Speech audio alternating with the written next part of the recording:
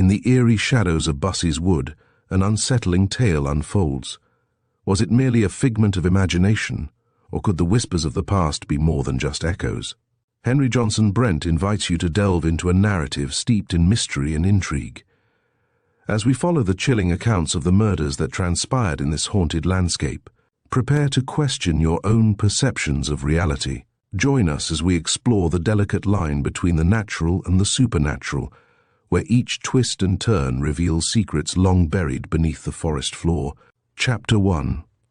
The Roads.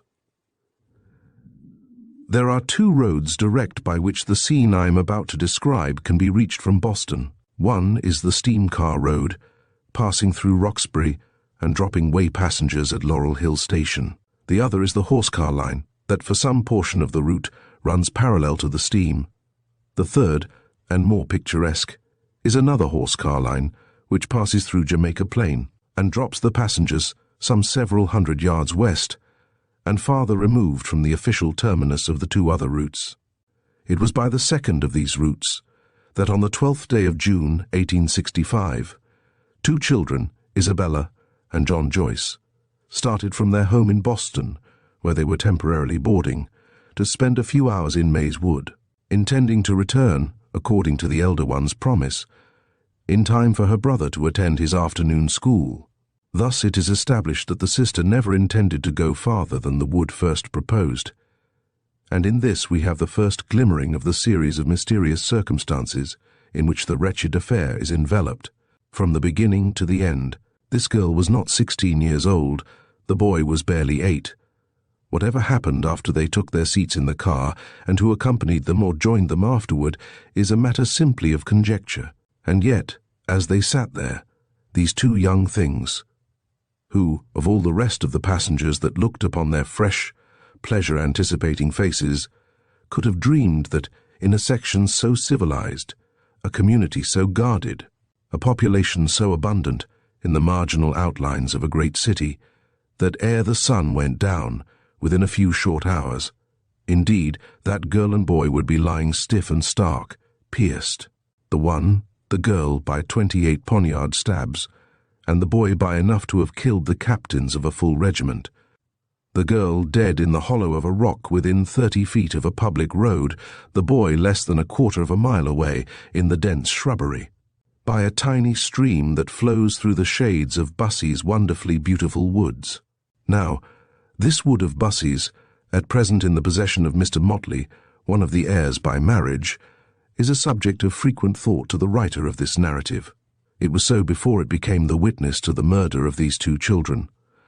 After that, while of course losing in sentiment, and by association, some of its innate and sympathetic loveliness, it ever wore the weird aspect of a mystic realm, but now is added that terrible consciousness of a fright, a terror, pervading all its recesses. The wood lies about 6 or 7 miles southward of the Boston State House, on a county road, and its summits are lofty enough to afford a view of the city and the rattlesnake-infested blue hills back of the Mattapan, more southwardly yet.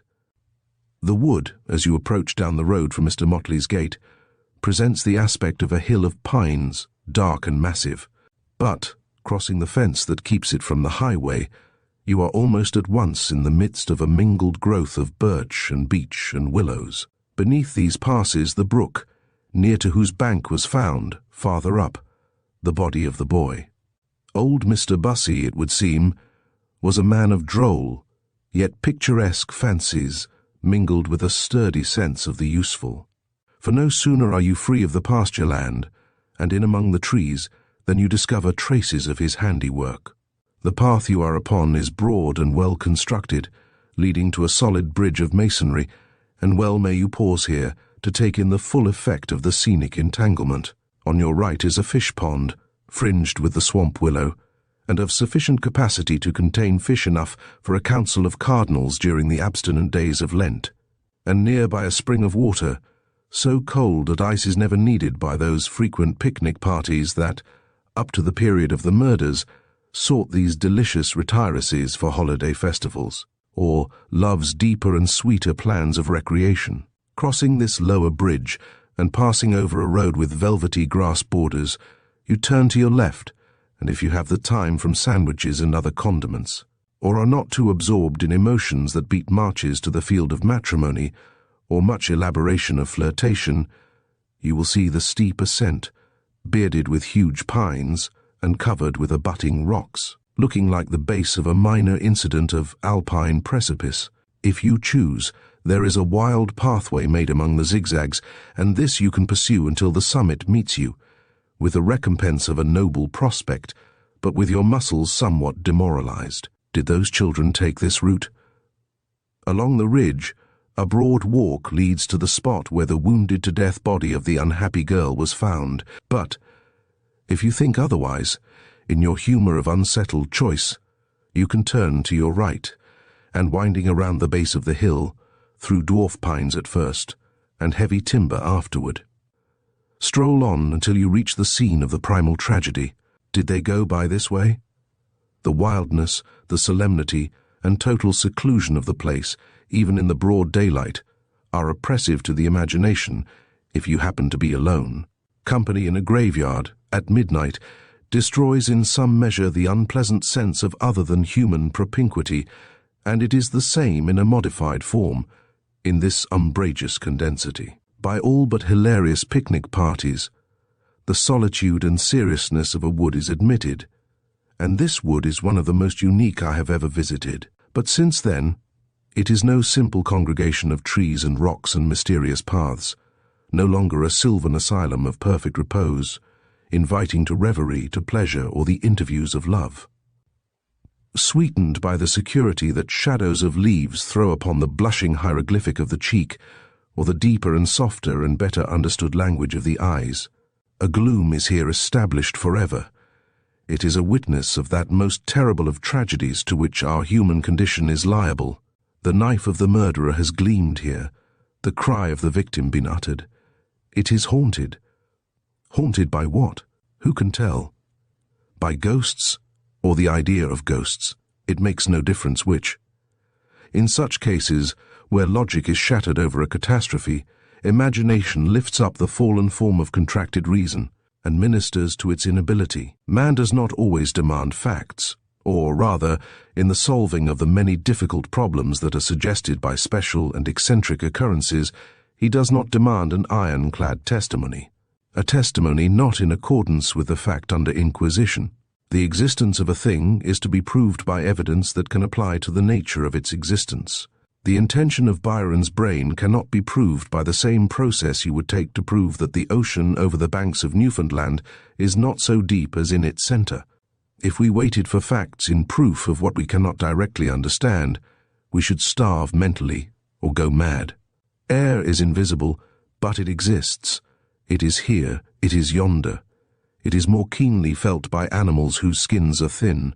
The armadillo possibly doubts its existence, unless he has the gift of seeing it, but the hairless dog of China is no skeptic on the subject of atmospheric changes and attacks. Man, exposed to the blast, feels it more sensibly than the elephant placed in the same current. The opinion of the armadillo, or of the elephant, has nothing to do with the fact of the air's existence. The former animal recognizes a tempest, not by what he feels, but what he sees, and if he sees wind, then I give up my illustration, but not my argument. He sees a vision of flying dust, broken branches, prostrate trees. Possibly he draws his deductions from the theory of the sliding faculty of sand, which phenomenon he has, perhaps, suffered from, and he has seen trees overturned by sand slides, and as the tempest beats unfelt upon his adamantine scales, he thinks the sand power is at work, and would debate all day with any thin-skinned animal who would assert that it was done by a tempest of air. I never saw it, I never felt it, Signor Armadillo would perpetually growl forth, and so far as he was concerned, the air would be sand, and his neighbor a credulous, half-crazy believer in a thing perfectly intangible. He never could attribute the results of a tempest to any force which is not within the range of his experience. He is where he was, but the oak is where it was not. He stood upon a sound place, the oak upon a slide, that's all. There was no hurricane. Thus it is that while a thing may exist, it may not always be apparent, and if apparent, only to a few. Men take views according to the texture of their mental cuticle, mercurial or otherwise, thick or thin, and can decisions based upon such capricious contingencies be accepted as a philosophic solution of a doubt or a truth? But I shall, farther on in my recital, have to deal more practically with this topic, because I shall be drawn to its revelation by the inevitable force of circumstances and incidents. Chapter 2. The Incidents. 2 months previous to the murder of the Joyce children, I had been residing at the house of an acquaintance, a mile away from the village of Jamaica Plain. The front of the house looked out upon the road leading from Boston and passing through the village of Jamaica Plain far away into the back country and onward. A pleasant drive for those city dwellers who had only afternoon opportunities for rural inhalation. The rear of the house gave view of a meadow watered by a tiny rivulet and up to the woods of Bussey. This rivulet was the one that went by the body of the boy, and where it was concealed by its woods and weeds. The distance from our back porch to the spot where the body of the boy was found was about 400 yards, and to where the body of the girl was discovered, probably twice or thrice that number. So I was rusticating near the footlights of the theatre, little dreaming that, when the curtain rose, how terrible would be the drama that would drip the stage with blood. I have long since made up my mind that the most extraordinary events transpire from a condition of repose, else we would never be startled. The first earthquake is the terror, the residue are but affairs of mercantile and architectural speculation. Whatever is striking is struck quick. The practice of the prize ring is the theory of wonders. The shoulder of a man propels a complex system of muscles, and a man in front has his countenance smashed. The suddenness of the experiment accounts for the surprise at its result. Preparations for great deeds are not always apparent. A coup d'etat is such because it is a coup. The killing of Mr. Lincoln was more astounding as a positive deed than the beheading of Charles I, or the razoring of Louis XVI and his queen, daughter of the Caesars. In the case of the president, silence and mystery kept pace with the public confidence in his personal safety. In the case of Charles and Louis, the politics of a people had long been disturbed and outraged with regard to the traditional sanctity of kings, and there was preparation almost evidently looking to the final result. And the prelude, from the very nature of those governments, admitted of hardly any other epilogue. But with Mr. Lincoln, it was different. He sat in his box at the theatre, secure, in a war brought to a result suitable to his designs, with pleasant painted scenery before him, a comedy of brimming humour in course of acting. Altogether, in the very last place, he or anyone expected that the blow upon his life would fall, but it fell, and the world was astonished. Thus, with the meadow and its brook before me, with the grand belt of woods bowing over the fence, with the soft air of summer in the boughs, with the mowers in the grass, with the sunlight blinking through flower stems and vegetables of homely nomenclature, but admirable qualities, I sat in the porch of my summer dwelling, and while I sat there, musing and idling, a deed was done, so wicked, so ruthless, so hideously unessential, that even now, after the lapse of so long a time, I feel the need of a new word, a word with the thunder and the lightning in it, with the curse of man and the anathema of God in it, to express the sensation it produced. Those woods were to me a delight beyond all computation. To look at them, to go into them, to sit underneath them, to watch by the hour the veins of moss and the bark of the tree boles, to follow the curvature of the limbs as they grasped at the white clouds passing, to see the blue eyes of the sky peeping at me as I stared at them, to listen to the nothings of sounds that all men have heard in the sylvans, to forget in the balm of the scene the bitterness of memories and knowledge, furnished me a mighty feast of harmless and negative enjoyment. With these feelings, which I have not exaggerated, keeping in view this sanctity of nature, for so many centuries uninvaded by any crime, save and except that doubtful one, of lovers meeting there to love outside of domestic parlours, I perhaps more than anybody else was personally outraged at the act which not only destroyed human life, but smote the peace of the presence which heaven had bestowed upon the scene, sublime in its ministering to a waif out of the wreck of revolution. I feel confident that to those persons who indulge in the faculty of thought beyond counters and desks, I need make no excuses for these digressions, for they will at once perceive that I am at least exhibiting one phase of the prelude to those terrible atrocities. The incident of my vicinity to the spot has great weight with me in the writing of this narrative, as it would be to those persons who, though not being able to witness the actual battle, see the smoke of the conflict and hear the reverberation of the dread artillery. Chapter 3. The Scene. It was on Sunday evening, the 18th of June, that we had the first intimation of what had been going on in those great shadows opposite to our house.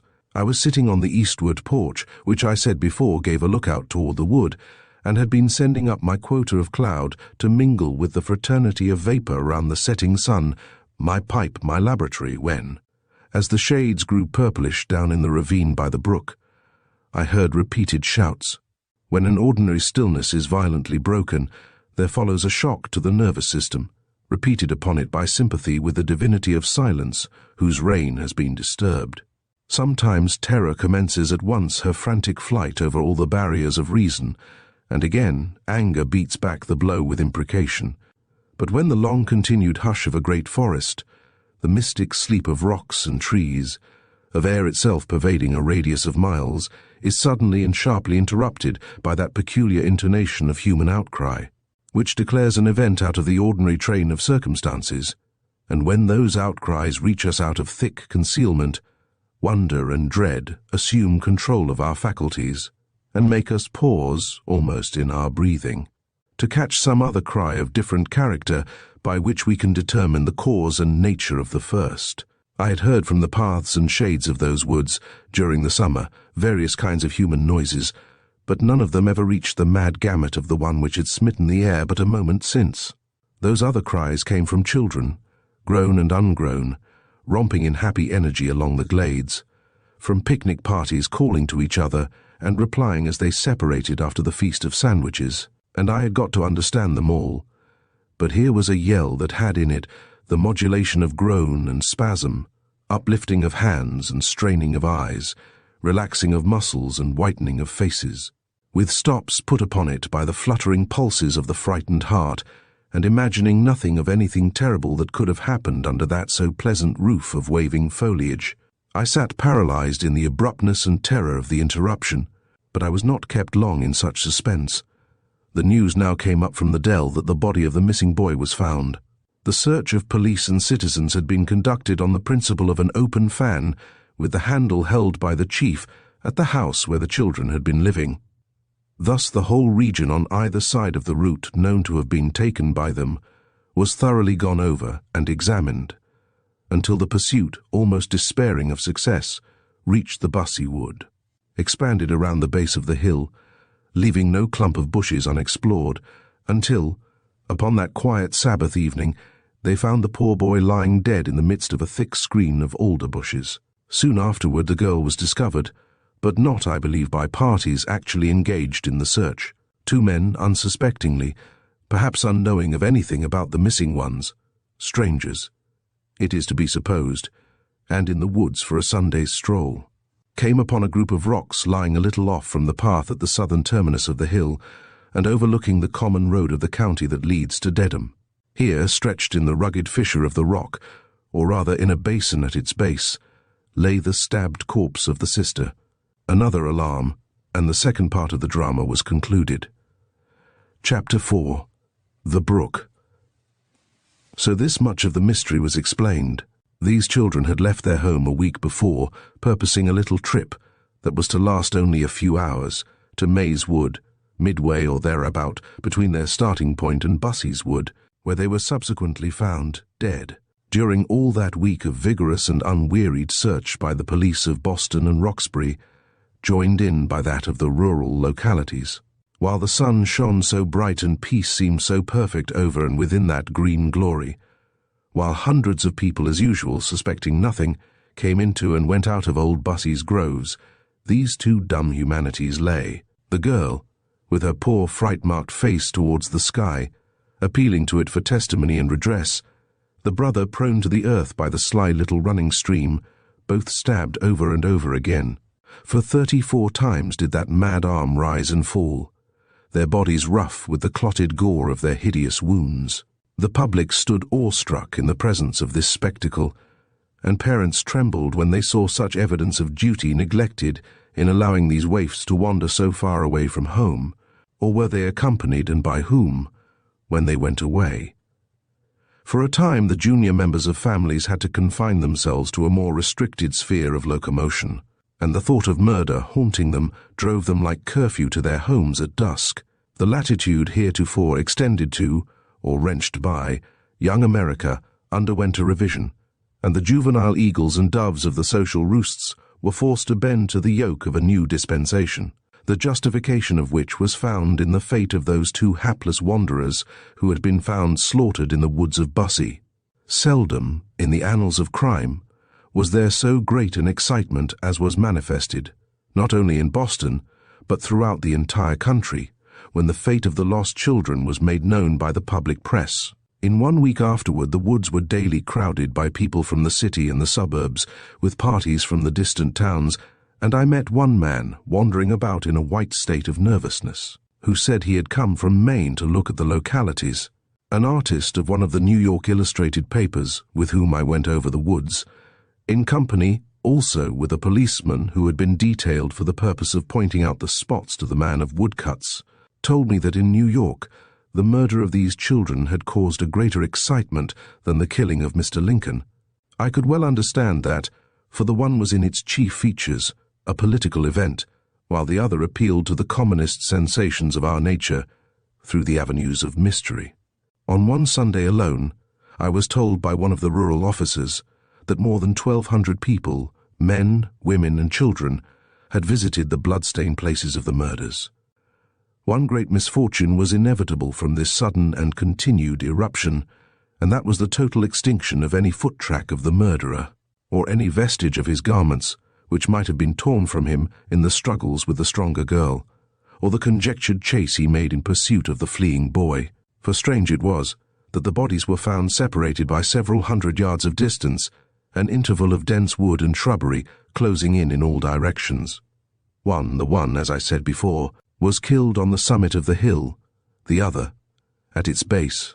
As strict an examination as it was possible to effect was instituted by the police authorities of all the paths leading to the two spots of deepest interest, of every break and shaded place, and very useless was it soon found to be in the vicinity of the death scene of the girl, for there the ground was dry and rocky, but where the boy was found the soil was moist, and had not the paths been constantly travelled over during that silent week and afterward, it was there that some clue might have been found.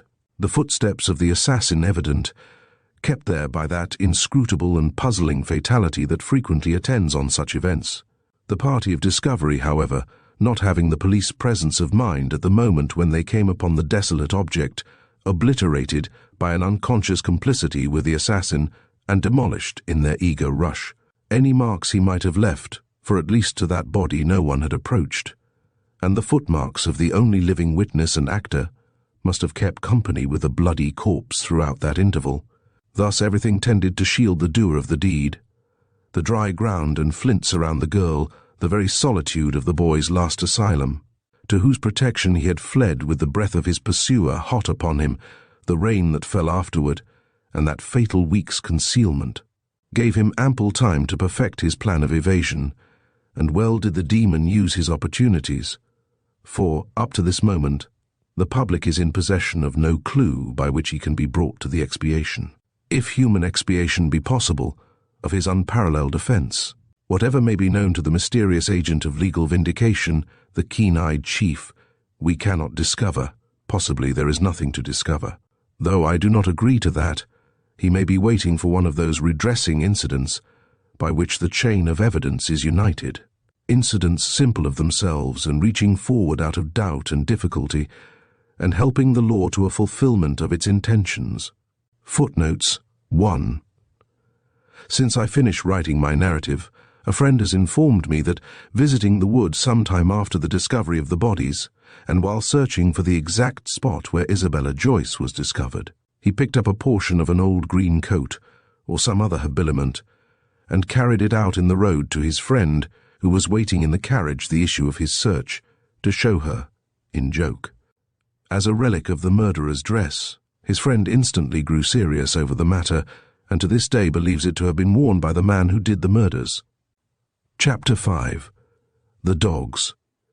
And during all that week, I had pursued my usual monotonies, happy that they were such, tired to death of battles and the bulletins of newspapers, which had added such a tangle of falsehood to the wickedness of slaughter, happy that I was where I could see the sun rise and go down without touching with his ray, so far as my rustic horizon was concerned, a soldier's tent or a soldier's grave, moping, in the very licentiousness of laziness, with my seraphic pipe between my teeth, over 1,000 trifles, such as ingoing and outcoming of shadows on the leaf domes of the woods, enjoying the soothing spasm with dinner of green peas, fresh pulled from vines that in my airy fancy called back old travels through the low shrubbery of the French vineyards, having now and then a townsman's visit to cheer me back, if cheerful it be, to a consciousness of taxes and municipal street sweepings, of city lamps lit up as regularly as the night came down.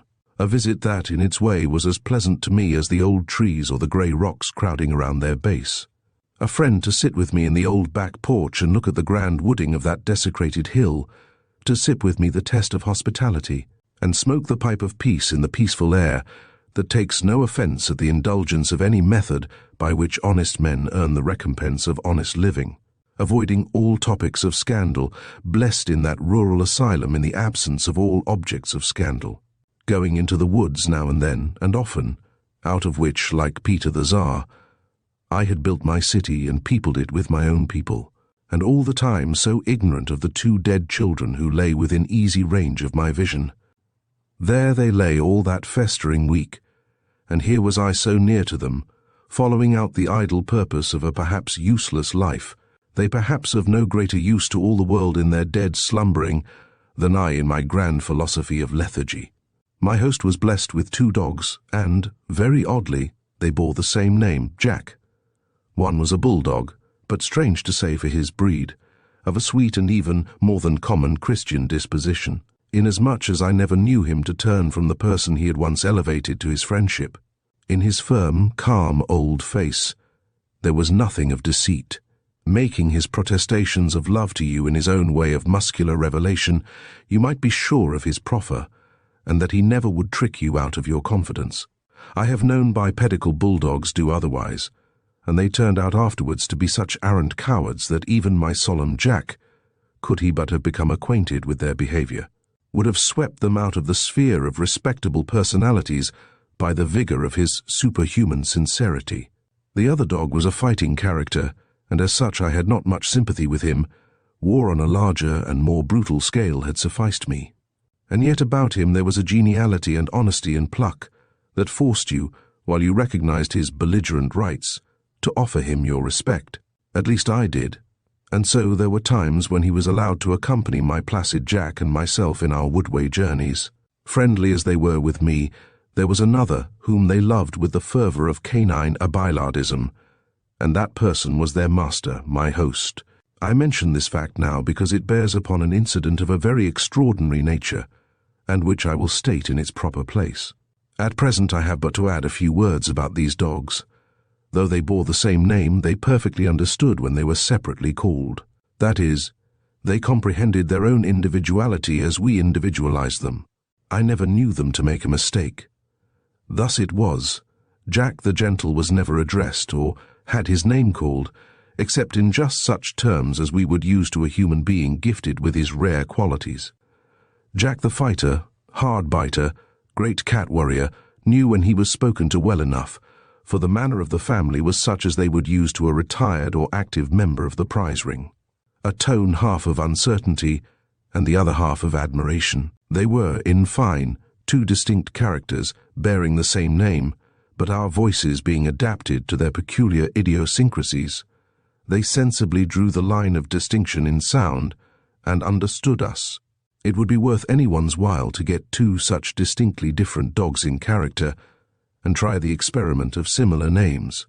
It might at least afford Mr. John Tyndall, LL.D., of England, some hints to his theory of sound. Chapter 6. The Flat Bridge. So 1 week had passed since the committal of the murders and the discovery of the bodies, and the bodies lying in a wood so frequently, indeed so constantly and largely visited. One would have supposed that they would have been discovered half an hour after the deeds were done, but to understand why it was so long concealed, you must visit the wood itself in the leafy month of June, and then you will find out what a hiding place it can be turned into. Now, the spot where the boy was found was a few feet from the little stream frequently mentioned, and this stream was spanned by a flat bridge just enough elevated from the surface of the water to allow it to flow freely. Underneath, this bridge led over to a half-obliterated path that you could with a little care follow until it brought you to the regular path that led from the lower bridge, and which I before observed conducted you to the rock where the girl was found, and farther on to a spot which I am soon to speak of. This lower part of the forest is composed of open spaces filled with low shrubbery, small and close-growing pines, and by the brook way with densely thick alders. There is a wall running west from the brook, dividing the property of my host from that of Mr. Motley. Mr. Motley's property, along the wall to the northwest, is composed of a wood of great beauty. The path to which I have alluded connects with the main county road that circles Bussey's wood to the east, and it was by this path that my host was in the habit of returning from his daily city business, sometimes a little after sunset, but generally not earlier than 9 at night, and frequently later. Relative to this circumstance I have hereafter something of an extraordinary character to make mention of, so it may as well be remembered.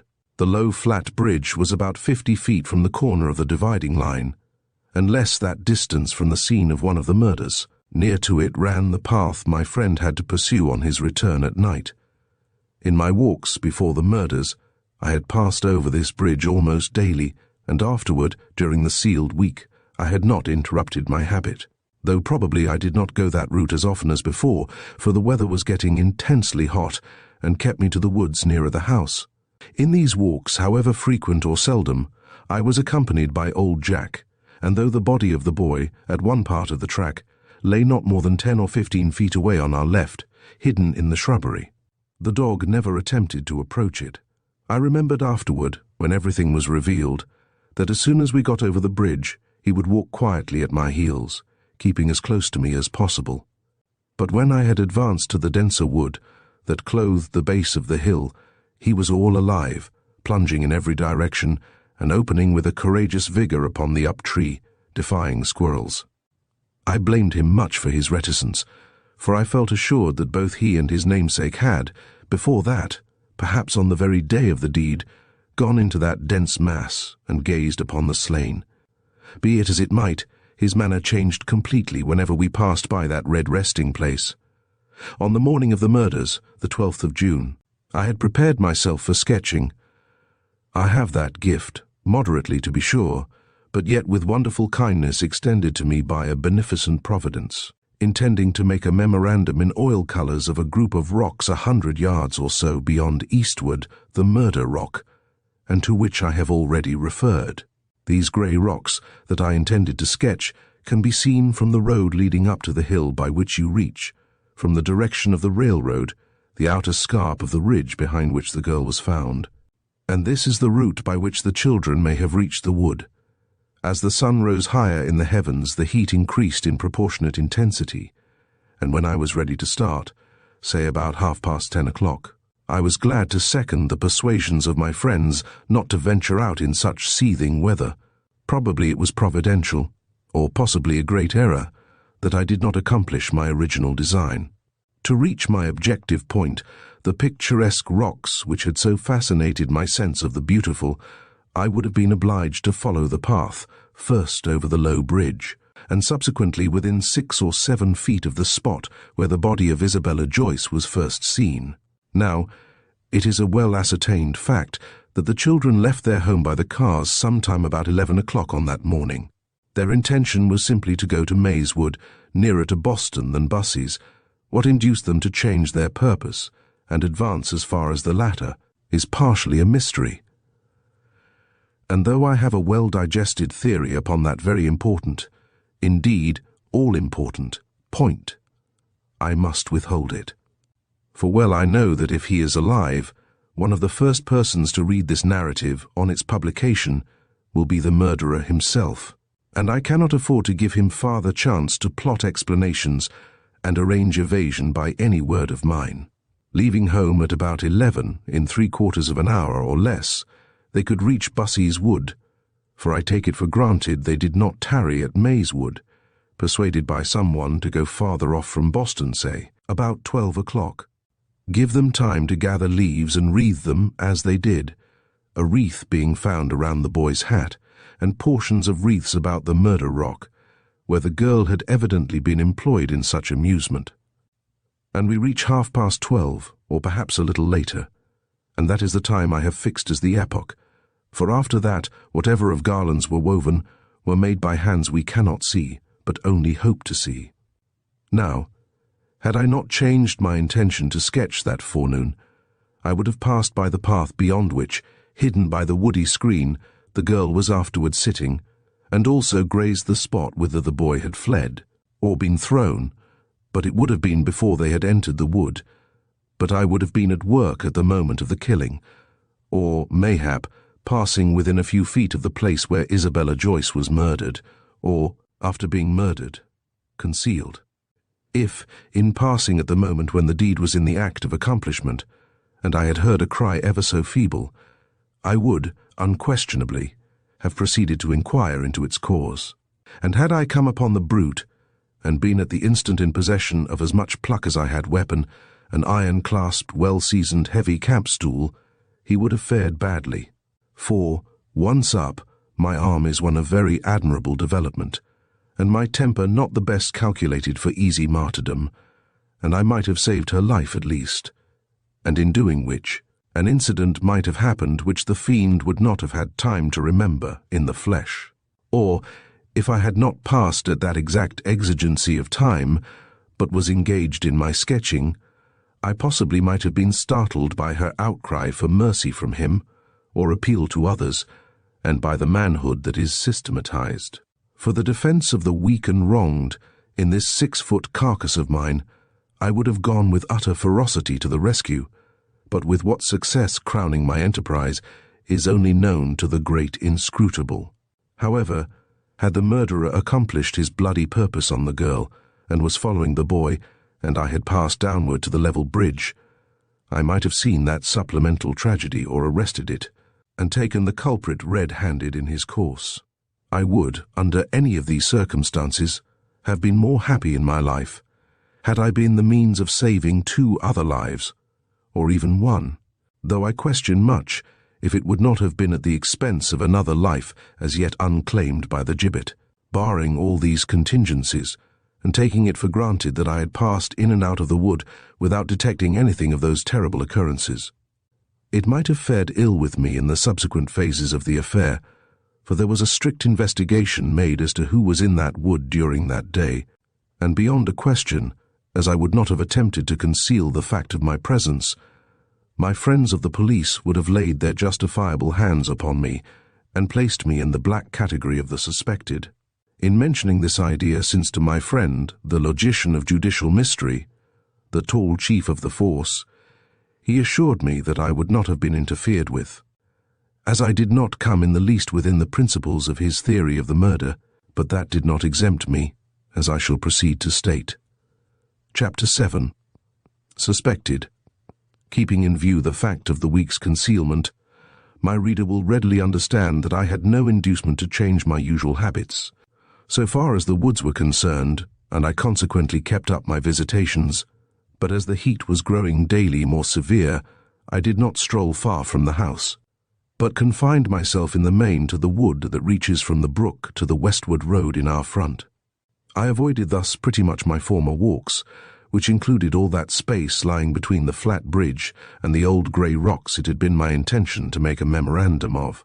Now and then, when the heat of the day had subsided, I went as far down as the stream, for exceedingly cool and pleasant was it there, and quiet, too, in the shady evenings. Sometimes I took my sketching apparatus, but oftener went without it. But it seems that, however I might go, I was not to do so without creating a terrible suspicion. The search, prompted by public duty or instigated by private curiosity, had apparently worn itself out, when, upon a sweet morning, some 2 weeks after the discovery of the bodies, I stepped out of the front door and saw, sitting under a shady tree in the stable yard, holding converse with my host's father, a member of the Paulician fraternity. Naturally enough, thought I, this vigilant is wandering round to see what he can pick up of stray hints and suggestions that may lead to the discovery of the criminal, and the obtaining of the large rewards that had been tendered by public and private liberality. I recognized the policeman at once, having often rode in the car on Tremont Street which he conducted. Circumstances then induced quite an acquaintance of great kindness between us. He had been left for dead after one of the great battles in the Chickahominy, slaughtered by 4 or 5 bullets of the Southern Rifles, but picked up and cured, and fated in after days to have the high prerogative of being put upon my track as one of, if not the bloody villain of all, concerned in the killing of the Joyce children. I went over to where the two were chatting under the bee-laden lime tree, and after handshaking with the ex-dead soldier policeman, I helped to keep up the conversation, which flowed naturally upon the subject of the universal curiosity. He smiled a very peculiar smile when he saw me coming to him, and the farmer smiled too, but that passed in my mind for nothing more than the fact of his meeting with an old friend. Ah! Little did I think, while I smoked my pipe and gossiped so sociably with that placid friend of justice, that it was especially to find who the tall, dark stranger was, who, with a bowie knife in hand, and great firing of his revolver, roved those haunted woods of Bussey. I did not know until he had shaken hands and gone away, when the farmer told me that the policeman had come to inquire who it was that was living with the family, and what my habits were, and where I was on the day of the murders, etc. My coming out of the house had interrupted this diabolical inquisition, and upon seeing me, they both had looked at each other and exchanged a knowing smile, which, interpreted into English, could be spelled out thus, "Oh, I know him," on the part of the policeman, and "You're sold this time," on the part of the farmer. The fact was that a youth, with his head full of ghosts and shrieking children, had seen me in the vicinage woods before and after the murders, and, frightened at my palette knife and my bull practice, had hastened to the station at Jamaica Plains and made report of the terrible bandit and assassin. My friend of the police has often since laughed with me over the adventure, and I have almost grown to look upon myself as a gentleman of rather a forbidding and ferocious cut, and feel prepared to let myself out to some of my friends at the studio building as a model for any species of brigand, of Italy or Wall Street, or, if it be not treason to say so, of State Street, Boston. There is something, after all, in being remarkable. However, it so happened that in one way or another I became a satellite to the sanguinary meteor that had swept over those woods, and, had I allowed it, I would have grown into a morbid mass of melodramatic idiosyncrasy, but the worst had not come yet. Chapter 8. The Murder Rock.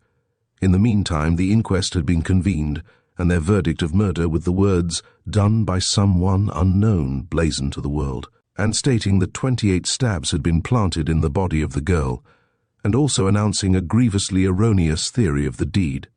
The wounds upon the girl were chiefly in the back, as if the first assault had been made while she was stooping over her work, her wreath perhaps. But afterward, as she despairingly confronted her assailant, the remaining stabs were given, while she could yet see the rapid lifting and falling of his arm. It is not an assured belief in the police theory of the deed that she was killed upon the spot where she was discovered, and what specific reasons they have on that point I cannot readily get hold of, unless it be based upon the fact that, had she been attacked only a few paces from a frequented road, her cries would have exposed the culprit to the risk of detection, and of that he naturally would have considered. And in that view the theory has some force, for it certainly was a better place in which to conceal the body dead than attack it living. All around this spot, the trees, as I have previously described, grew densely, and a new visitor could easily lose his way, so that the deed may have been perpetrated in the wood, and the corpse drawn to the concealing formation of the rocks, as they were away from the path, and not very likely to be visited. However near the truth may be the theory of the police, there was evidence discovered at the time the body was revealed of a struggle, and a violent one, at that very spot among the rocks, There was a sapling bent and broken at the westward end of the rock, and its breaking was recent, not done by any strong current of air, for there had been none, and if there had been, no wind would break that pliant stem and leave the vulnerable trees untouched. Had nothing of importance happened at this very spot, we would have to look for an explanation somewhere else, if we deemed it of importance. It evidently had been broken within a few days. Was it broken by someone who had visited the spot ere it was invaded by the two strangers on that Sunday when the body was discovered? That is hardly possible, for if it had been so, the body would have been seen, and the fact disclosed at once of her murder. Was it broken in the struggle that ensued between the murderer and his victim? How could she break so tough a bough? Why should he? But at all events, there it was, some 4 feet from her body. I saw it, and testified to its being there, and to the fracture being of recent date. It might have been broken by the man, as he ascended from the road to the rock, for it stood where he might grasp it in his ascent, but that could hardly be, and there was no need to break it to give passage to her body if it was drawn from the spot where she fell, farther off. It was evidence of something that had happened, but a testimony of nothing that could properly and naturally attach itself to the murder. Cattle could not have done it, for they never were permitted in these woods, though a lad who guarded a drove down on the pasture lands below the hill was examined upon the idea that a madman had committed the deed in his frenzy, and he happened to be not of the sound order of brains. He was exempted from further suspicion, as well he might be. The spot on which she lay was the convexity of an abrupt whale-backed rock, running some 15 feet east and west, and guarding any object at its base from the sight of persons passing along the road. Crumbled flints abounded thereabout, and a hard and cruel bed it was for a sleeper, dead or alive. When I first visited it, there were no marks of so terrific a scene as must have been enacted in her killing, save the doubtful sapling that lay broken and prostrate. But above the spot where her piteous head had fallen, some pious visitor had placed a cross with a card affixed. That informed the public of the name of the poor sufferer, and a prayer in her behalf. 1 week after the discovery of the body of the boy, the thick coppice and bushes that had concealed him were stripped away as memorials of the incident, and the ground about trampled by more than 1,000 people, while the slimy mud oozed up as if eager to suck in more of the ghastly nutriment that had flown so freely in the first and final struggle of his death. Chapter 9. Suspicion. As a matter of course, several arrests were made after the delivery of the verdict by the coroner, and rumour plied her busy trade with an increased variety of tones. Our rural neighbourhood rose at once into the importance of a public spectacle, and full-orbed curiosity roved the highways, questioning all kinds of people with all kinds of interrogatories. There is always a plentiful supply of ready-made murderers in almost every well and long-established settlement, men who look cross and act cross, who come home at mysterious hours and in mysterious ways, with slouched hats and shabby shirt collars, who are not often if ever seen in church, suspicious fellows. Just the sort of fellows to be talked about whenever anything bad has happened, but, perhaps, after all said and done, as good as their neighbours, indeed sometimes better than the gossips who prate so lavishly about them. But they serve a purpose, and to that purpose some of them were put at once, and they bore it, and will have to bear it again. It is pretty much a matter of clothing. One day the whole thing was out, the murderer was known. A neighbour's farm hand had fallen in with another neighbour's farm hand, steering his ox cart upon some errand of slothful industry, and from the ox driver he had learned that the said driver, on the noon of the murder day, had met the boy and girl described on the road between Mr. Motley's house on the hill and the blood-stained rock, and soon afterward he was overtaken by, or he met, a swarthy man with a black moustache, heated and in haste, pursuing the same line of travel on which he had met the children. Yes, he could identify that man. He looked eager and fierce, with his dark skin and twisted moustache, and those were the real children, and he their murderer. He had seen the lambs, and he had looked upon the wolf. This story bore the semblance of possibility, and we were all prepared to hear of an arrest and identification. By night, however, the narrative had undergone some modification, but not losing in the vigour and picturesqueness of the original drawing. rather otherwise. I immediately sought out the author of the bulletin, intending, if there was any substance in it after thorough investigation, to report the facts without delay to the proper authority. True, the clodpole had seen 2 children on that road, but it turned out, on cross-examination, that he saw them on the day after the murder. But the portrait of the eager and mysterious Swarth, with his curled moustache, had been inserted by the more imaginative brain of the man who repeated the intelligence. So all that card castle of discovery fell to pieces. Then again, a gallant and bullet-maimed officer was put under the ban, and wonderful items grew into robust legends that would have delighted the immortal Sylvanus Cobb, Sr. The bloody tunic of the Man of Mars had been washed by the terror-stricken nymph of soapsuds, and she was, inasmuch as she had talked of that red evidence, forthwith discharged from the wash-tub of the family. This belief in the guilt of the maimed officer took such emphasis of accusation as to enforce from his friends a proof that he was, on the day of the murder, far away in a Virginia city, engaged, among other things, in writing his name in a lady's album. One evening, after the Sunday's discovery, it might have been 10 days, as I was riding up the hill that led to Mr. Motley's mansion gateway, and when I had reached the summit, I came upon a young man standing a little off the main road. He stood there but a moment, but in that moment I saw that his eyes swept in that section of his view which embraced the accursed trees of Bussey's blood-dyed hill, but with no look of white affright in them. And then, with his one arm swinging, the other maimed in some battlefield of the south, he went onward to the gate. That was the officer who had with one arm committed those dual murders, even while he wrote his name in the album of a lady in the old city down in the southern country. From such things does the monster gossip make up a verdict, driving in shame the innocent to a defense, while giving to the one of guilt the benefit of an arrested search, or a postponed accusation. Driven from this stronghold of suspicion, away went greedy accusation down among the shanties of the Irish workmen, along the line of the railroad. But nothing there was brought to light beyond the existence of pigs, poverty, and all the other poetries of Hibernian habitations. In the midst of this confusion of assertion and contradiction, of hope and disappointment, a luckless house-painter, of a religion's turn of mind, and a taste perhaps of fluidical enjoyment, fell into the hands of the inquisitors, and, at the time, it must be confessed, with some circumstances attendant on his movements and position that gave colour to the theory of his criminality. At his house the boy and girl had boarded last. From his house they started on their terrible adventure, and it was said that he was engaged on that day to do some work at or about Maze Wood, and so they linked him with the 2 pools of blood out in the shades of the fearful woods.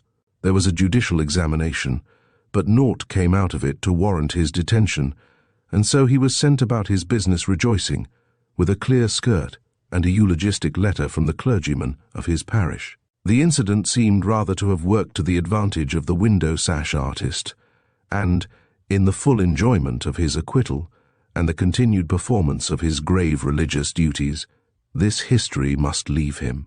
And yet another.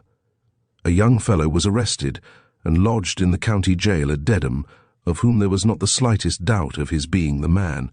When arrested, it was proved that he had been absent from work on the fatal day, that his hands were scratched and his clothes spotted with blood, and that he had been drunk on that night, driven, it was religiously and philosophically construed, into that beastly condition by the reproaches of his conscience. Ah, he was the very man. He looked, in his dimness of drunk and tatterdemalianism of garb, like a real Simon Pure unadulterated murderer. The rope was ready, and the coming carpenter dreamed of a gallows on which he was to swing.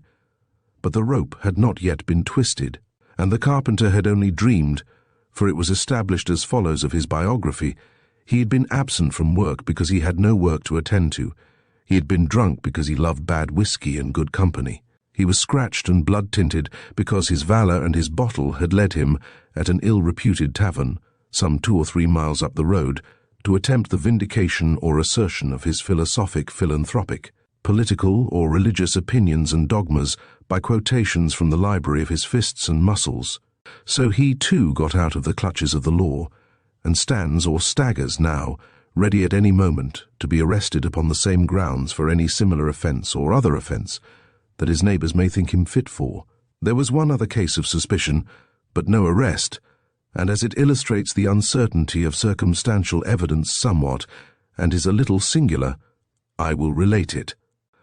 A young fellow of variegated habits worked in a large rifle establishment near one of the city limits, distant from the scene of the murders some 4 or 5 miles. One of his habits was to rove into the suburbs, seeking his recreation according to his fancy. This fact was a strong circumstance against him, for at that time the theory of the twofold character of the crime had not been relinquished. Up to the period of the murders, this youth was the life of the establishment where he was employed, full of tricks and jokes and happy, ceaseless good humour. On the morning of the 12th of June, he was absent at roll call, but at 1 o'clock in the afternoon he was there and answered to his name. Whatever had happened, a great change had come over him. He was no more the jubilant and frolicsome madcap of the day before, but sullen to moroseness, and his face was strongly sunburnt. And altogether his whole appearance and behaviour indicated a transformation as singular as it was sudden. When questioned, he admitted that he had been in the woods somewhere, but would speak no more upon the subject. In search of the slightest clue to the discovery of the mystery, the police soon came into the possession of these facts, and suspicion fell darkly around him. Upon farther inquiry, it appeared that he had converted 2 files into poniards. One he had given to a friend, the other he had kept. The day afterward, while the police were making these investigations, and keeping him, as they thought, unconscious of the fact, he disappeared, and has not been heard of from that day to this. One of the dirks, when applied to the wounds, fitted exactly. I have seen the one he had given to his comrade, now in the desk of the chief. A long, ugly weapon it is, sharp at the point, and double-edged, equal to a bowie knife ere yet it has arrived at the point of complete perfection of destruction. But he was not the man. Why he fled we may conjecture. Doubtless he had heard of the advance of the authorities upon his steps, and feeling that appearances were against him on the first blush of the investigation, and not being logically disposed to examine into the importance of minutes and hours wherein lay his absolute defence, he fled affrighted at his dangerous position. He was innocent, because he answered his name at 1 o'clock. Had he done those murders, he never could have reached his workshop at that hour, unless he had hired the magic of a necromancer, or been mounted on the fleetest horse that ever won a race, for the murders were accomplished soon after 1 o'clock. Had he not answered to his name at the hour mentioned, he would have been arrested, though still he would not have been guilty. It was another man who did those deeds. Chapter 10. Was it a ghost? And after that a heavy silence fell over the mysterious murders of the Joyce children. The officers of justice, to whom I spoke during that time, looked wise and watchful, and held to the belief that the malefactor would yet be found. I come now to a portion of my story that I assure my reader is, in every respect, true. I know that only 1/8, or even a lesser moiety of the world, will give me credence, not that they will directly question my plighted word, but they will question the philosophy of which my experience is a phase. But who knows but that it may be an actual substantiation?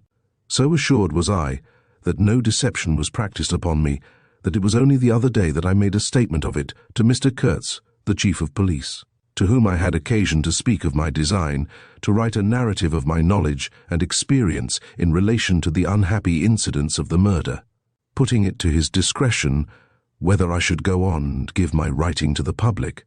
I had some misgiving as to the propriety of saying anything of such importance while it remained in its present apparent quiescence, and though it is not essential to my purpose to repeat our conversation, I feel at liberty to say that he favoured my design most cordially. But with regard to my revelation to him of what I shall soon put my reader in possession of, he did not evince that unpleasant scepticism which so often borders upon the insolent, and listened to my narration with the evidences of a respect that at least bore the semblance of belief.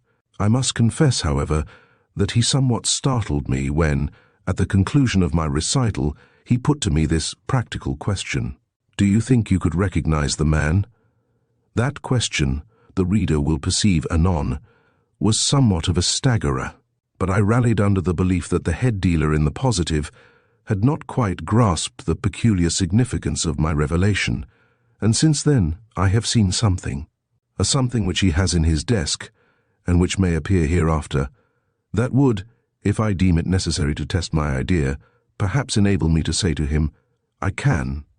It was quite 3 weeks after the blood of the unhappy Joyce children had been mixed with the leaves and oozings of that mysterious wood, when everything was falling back, in our countryside, to the old order of simple occurrences, that, upon a still and clear night, I went out of the cottage where I still lived, and taking the 2 dogs with me, strolled down through the stable yard and past the garden until I came to the brow of the hill that formed the apex of my friend's grasslands. The brow of the hill was flat all about me, commencing its declension some 150 feet eastwardly from where I stopped, and at the base running off into a meadow, the opposite side of which was overlooked by the Bussey wood, and from where I stood, several pines rose out of the even surface of the forest, marking, as with an uplifted hand spread out, the place where the murder of the girl had been done. I have to be particular in my description, seemingly to tediousness, but the singularity of what transpired leaves me no choice, for better on such a matter, not to speak at all than not to speak explicitly. I resume. The grass was short on the brow of the hill, not over a few inches in length, improving in quality as the descent reached the valley. There was a tree near me, but that I left behind, putting it in my rear some 10 paces, when I stopped. On my left was Motley's Wood, so often mentioned, drawing up with its intense shadows close to the dividing wall. From the wall to where I stood, all was clear and distinct, save where the shadows, or, more properly speaking, the shade fell over the ground, though in that shade there was a secondary light which artists and all thorough students of nature will recognize. The wall and the wood on my left ran down to that corner at the creek, which was only a short distance, about 50 feet, from the spot where the boy had fallen. Some 250 yards away, and close to the corner just mentioned, was a clump of trees, and then straight before me, without an intervening object, the dark wood and the hand-like pines that gloomed, in deeper gloom than night itself imparts, with all her shadows, over the gory rock of the girl's deathbed.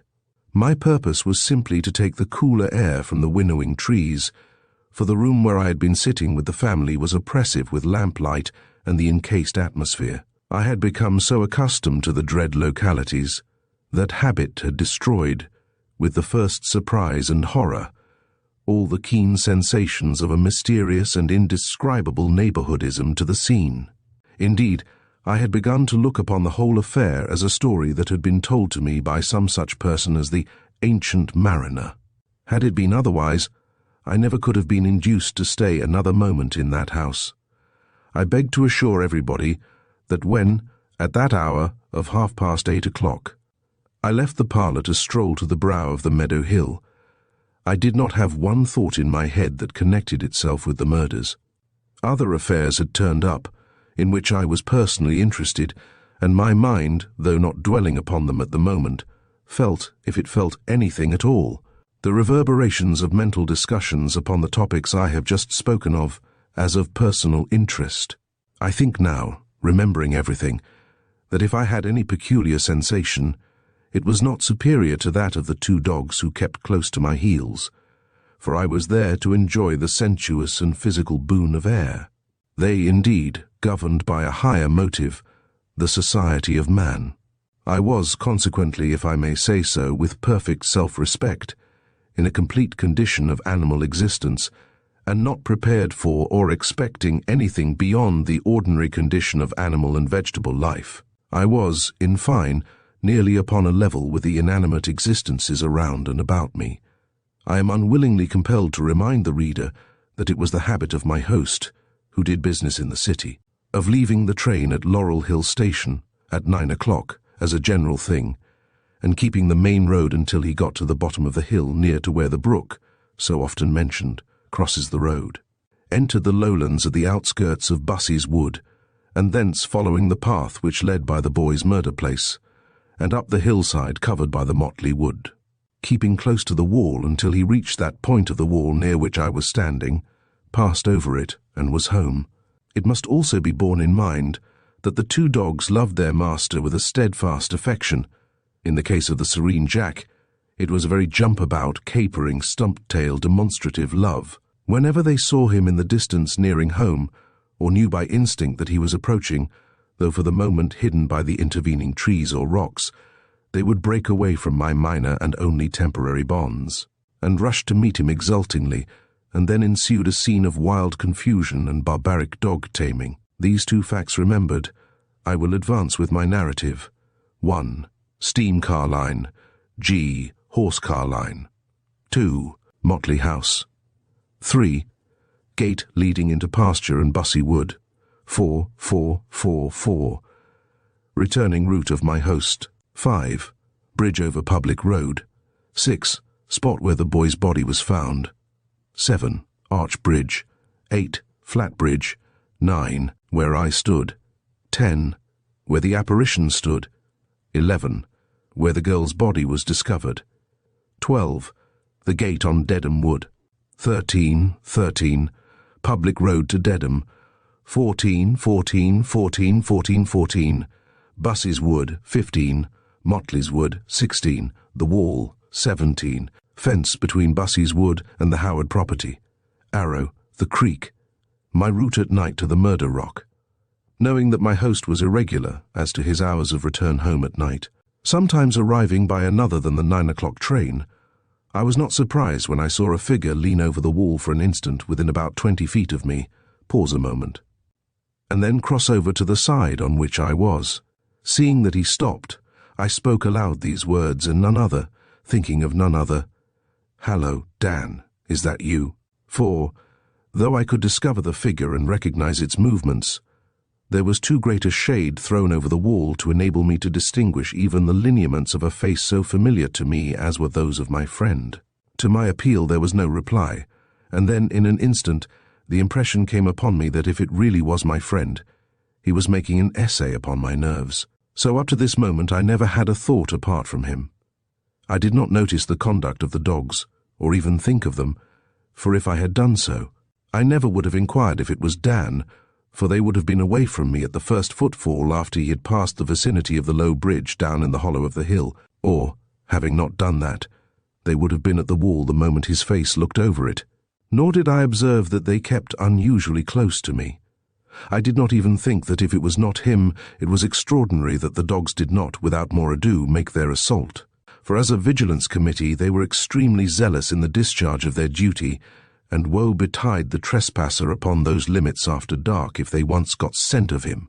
That sedate and usually almost apathetic Jack was equal to a cherubim with a flaming sword, and as to Jack the fighter, his mind was strictly judicial with regard to trespass. It was not till afterward, when the climax of this abrupt and singular apparition was reached, that my attention was directed to the behavior of my two companions. While I stood perfectly motionless, waiting for some recognition of my appeal, the figure advanced slowly in a direct line from the wall, leaving the shadow, and stopped before me, and not 20 feet away from me. I saw at once that it was somebody I had never seen before, when in the light, without even a weed to obstruct my vision, as soon as he stopped, I called again, "Speak, or I will fire." I am not naturally of a blood-letting disposition, but somehow or other that threat came from me without any power or will of my mind to arrest it. It was an unmeaning and perhaps a cowardly speech, for he was alone, while I was armed with 2 powerful dogs, either one of whom would have vanquished him, had I but said the word. Nor had I a pistol to carry out, had I been so rash as to intend it, my foolish demonstration. It was at this period I observed especially the behavior of the dogs. Up to this time they had been quiescent, lying upon the grass in the full enjoyment of its freshness. But now they both got up, and I felt on each side of me the pressure of their bodies. They were evidently frightened, and, by the casual glance I gave them, induced to do so by the sensation of their touch. I saw that they were looking with every symptom of terror at the figure that stood so near us without a motion. And the figure. It never once turned its head directly toward me, but seemed to fix its look eastward, over where the pine trees broke the clear horizon on the murder hill. This inert pose was preserved but for a moment, for, as quick as the flash of gunpowder, it wheeled as upon a pivot, and making one movement, as of a man commencing to step out toward the wall, was gone. To my vision it never crossed the space between where it had stood and the outline of the shade thrown by the trees upon the ground. One step after turning was all I saw, and then it vanished. Can I describe this figure, you will ask? And my reply is that I can, but not exactly in such a way as to satisfy the chief's business-like interrogatory. Before I go any farther, I must say that, as I had nothing to do in getting up this apparition, I do not see how anyone can poke fun at me simply because I was there to see it. A man sees a star fall. He has no agency in the eccentric transaction, and is he to be ridiculed because there happens to be a tack loose in the celestial carpet, whose dropping out he witnesses and tells of, and happens not to be astronomer enough to explain? Here was a moral and physical tack, loose somewhere, and somehow, and I had struck my vision on its point. What I saw I relate exactly as it happened, and nothing more, though I may be induced to meet the usual objections to the possibility of its occurrence in a later portion of this narrative. I could, if I felt so inclined, stop my recital and talk by the folio about this affair, but it was a very different matter at the moment, when that something, which would not reply to me, stood in the night light, clear and distinct as a marble statue, and cast one glance over toward the hill that held among its grey rocks a stain that would last there forever. But I half promised to describe this figure, this appearance, this apparition, and a few words will answer. It looked like painted air to begin with. An artist, sitting by my side and following my ideas, might render it to the life or death, but he would have to blend his matter-of-fact pencil with the vague vehicles of spiritualistic imagination. In the first place, there was no elaborate toilet. Indeed, I could not make out the fashion of the garment, taking it for granted that it was draped in the usual costume, being too absorbed by the complex and somewhat agitated train of thought which, commencing with the assumption that it was my friend, and which was suddenly relinquished, leaving me exposed to the rapid transitions of intellectual deductions so singularly called into action and so totally at variance with my habitual mental or nervous equanimity. I felt as a drowning man might feel who, admitting the fact that the water has got the master of him, lets that primary incident take care of itself, and looks only to some object by whose aid he may relieve himself from the desperate catastrophe.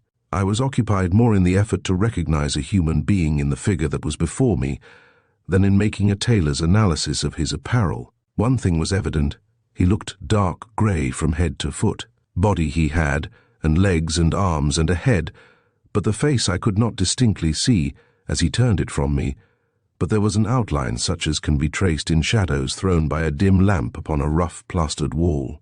And that is all I can say about it. Of course it is unsatisfactory, but I had no means or time for a fuller diagnosis. Chapter 11. The Tests. The effect left upon me when I found myself alone was not exactly that of alarm, but rather a determination to test, if it might be possible, this appearance or delusion, or whatever it might be. And instantly turning from the spot, I walked back to the house. The presence of persons in the room, the light, the furniture itself, had an influence to calm whatever of perturbation I was sensible of from the strange interview through which I had so rapidly passed. I debated now in my mind with regard to the test I should apply. Was it a ghost? That was in part the question, but not the entire inquiry, for I could not come all at once to the conclusion that it was an undoubted visitant from the dead man's realm. While pondering over these doubts, an adventure of my youth came vividly back to my recollection, and seemed to offer itself as a means by which I should judge of my present experience. And, thinking it may amuse my reader, I see no reason why I should not add it to my narrative. A goodly number of years ago, I was a student at a college in the state of Maryland, not far from the town of Gettysburg. From the plateau of the mountain, at the base of which the college was situated, I have been told, the smoke as it actually poured from the guns, not after it floated miles away, was seen during the progress of the great and inexplicable battle that has made the town one of historic importance. Upon a certain occasion, it being a holiday, I went over to the neighboring village of, intending to have a free and easy time with smuggled cigars, smoking being a virtue unrecognized by the dignitaries of the college, and forbidden under heavy pains and penalties within the sacred and unfumigated precincts. I had other objects, perhaps, justifiable to youth, and unnecessary to dilate upon now. At all events, I was away from college, and away I remained until the advancing evening warned me that I had somewhat of a walk before I could get back. There were 2 ways by which I could return, one by the common county road, and a shorter but more difficult route by a narrow path leading partially over and along the mountain ridge. I chose the latter. So I bade adieu to the village and its barber, who was our contraband chief in the cigar smuggle, and at whose house I had enjoyed a comfortable but uncollegiate dinner, and with whose pretty daughter, all girls are pretty to college boys, I had taken a precious lesson in flirtation, almost engaging myself to marry her after I had graduated and seen my way clearly to parental acquiescence. Poor barber's daughter. I wonder how many other lads made innocent love to her and vaguely hinted similar magnificent proposals. But away I went up the mountain, under the trees, in and out with the path, by the rocks, by the torrent, and ere I had advanced a mile, the moon, did you ever see a Middle States moon, had stolen into the skies. The wind rose gently with the moon, as if it would make soft music for her, and the clouds accompanied her in muslin toilets. And so with the moon, and the wind, and the misty clouds, I pursued my walk, smoking the last cigar of that blissful holiday. My path led by the church, belonging to the college, halfway up the mountain, and afterward by the old graveyard, walled in, a crumbling and a neglected wall, over which you could step easily into the silent city. Arrived at this graveyard, I stopped and looked down upon the college. The lights were gleaming there, and, upon the fatal theory that a pleasure enjoyed under ban is sweeter than pleasure permitted, I resolved to finish my cigar before I made the final descent. But where could I smoke so near the college and be free from detection? Lingering on the path I might be detected and reported, and that would be fatal. In the graveyard, whoever ventured there except the dead and the mourners, or a lawbreaker? The very place I thought. And so I crossed over the shattered wall, and selecting an entablature that was a sort of mortuary dining table, supported by 4 brick legs, I stretched myself and fell into that luxurious enjoyment which only a true smoker can realize, and of that class I was then and am now. The moon, by this time, was nearly above me, and so bright that a woman could have threaded her needle by its wonderful effulgence. I had not been many seconds on the table like slab before I heard a sound that somewhat startled me, but, after a moment's reflection, I concluded it was the wind moaning round the old church that was at the upper end of the cemetery. Quieting myself with this belief, I pulled away at my cigar, now nearly at its last gasp, when I heard a repetition of the sound, but this time it seemed to proceed directly from underneath the slab. The affair was getting peculiar, and my nervous system was undergoing that singular process so well expressed by the phrase goose-fleshy.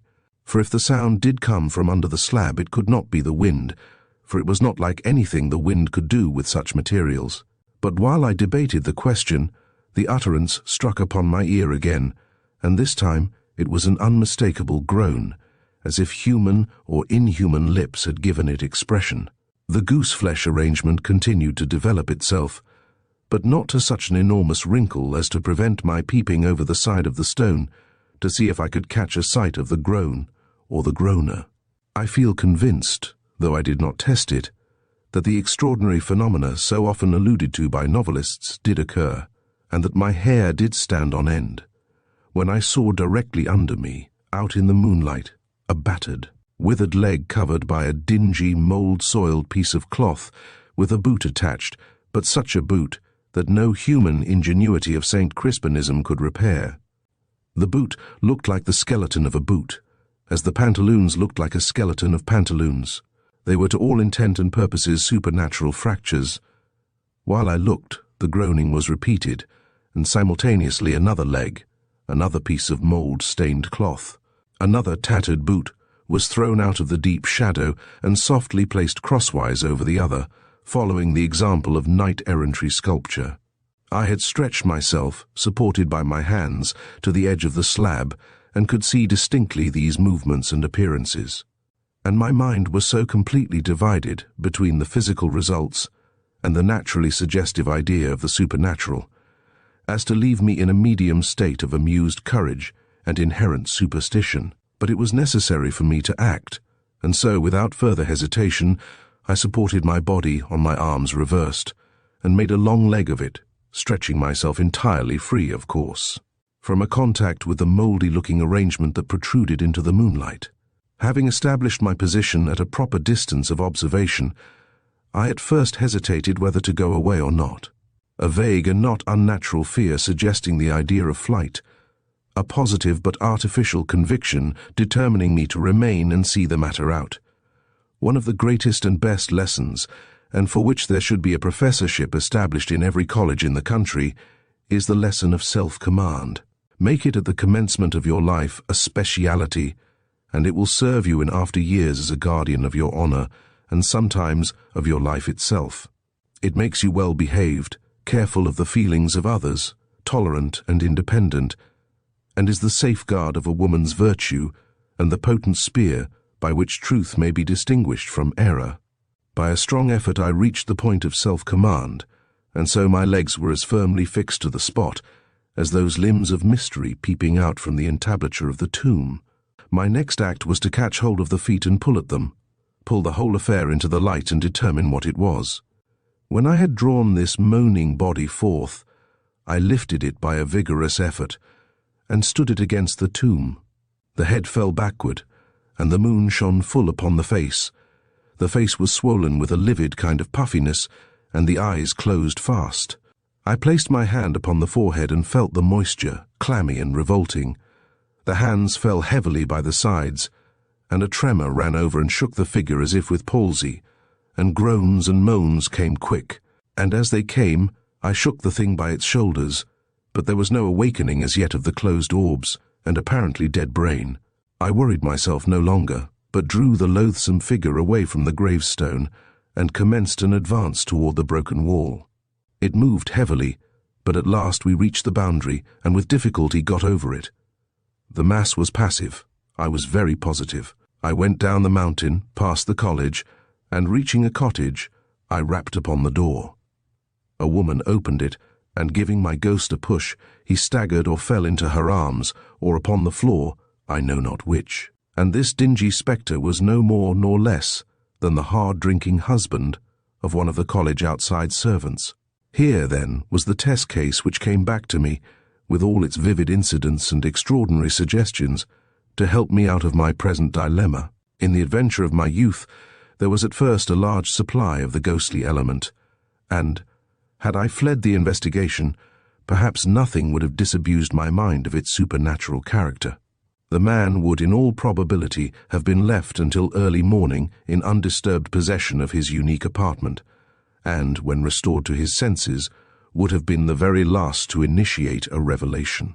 It would have been a confession fraught with serious consequences, in the first place with regard to his situation under the college, and it would not have contributed largely to his domestic felicity. To peach on me would have been to implicate himself, and, as drunkenness is morally a worse crime than the smoking of a cigar, he would have been the first to have suffered decapitation.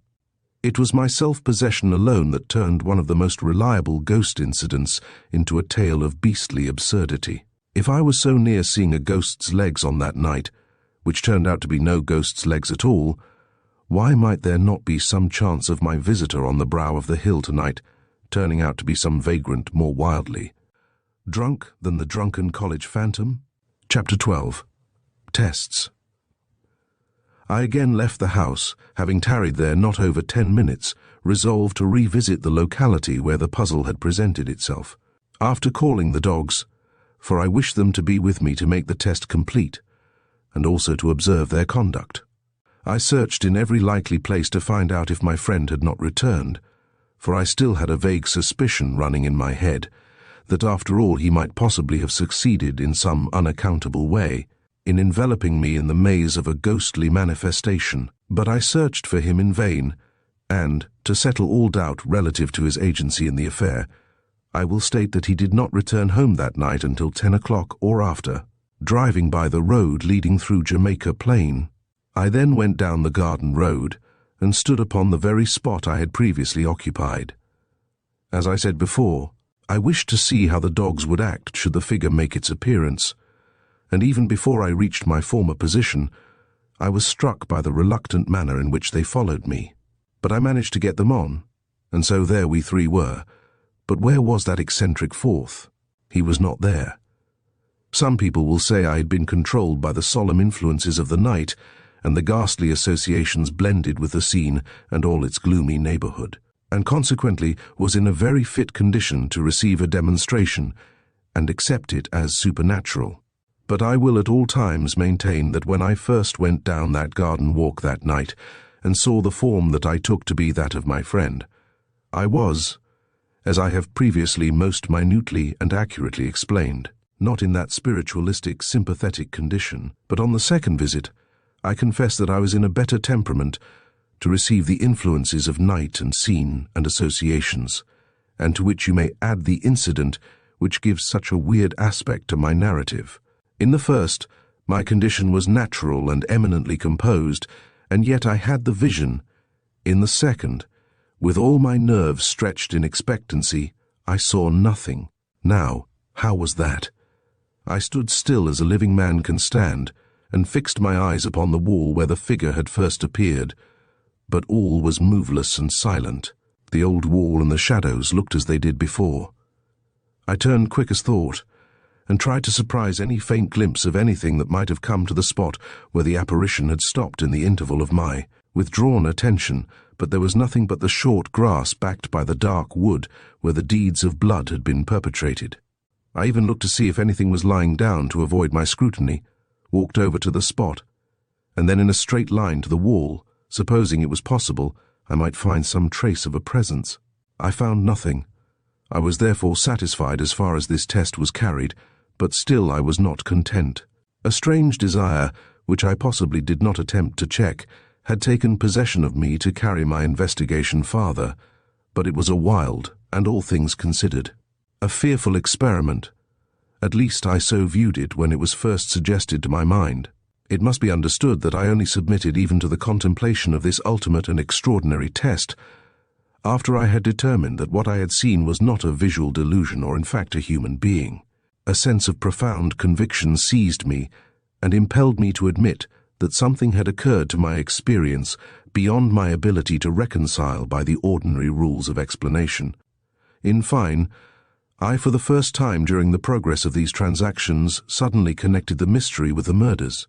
I had given common sense and resolute examination a fair chance to account for that abrupt whirl, that sudden vanishing, that terror of the dogs, their failure to recognize their master or to attack the stranger, either of which they would have done under ordinary circumstances.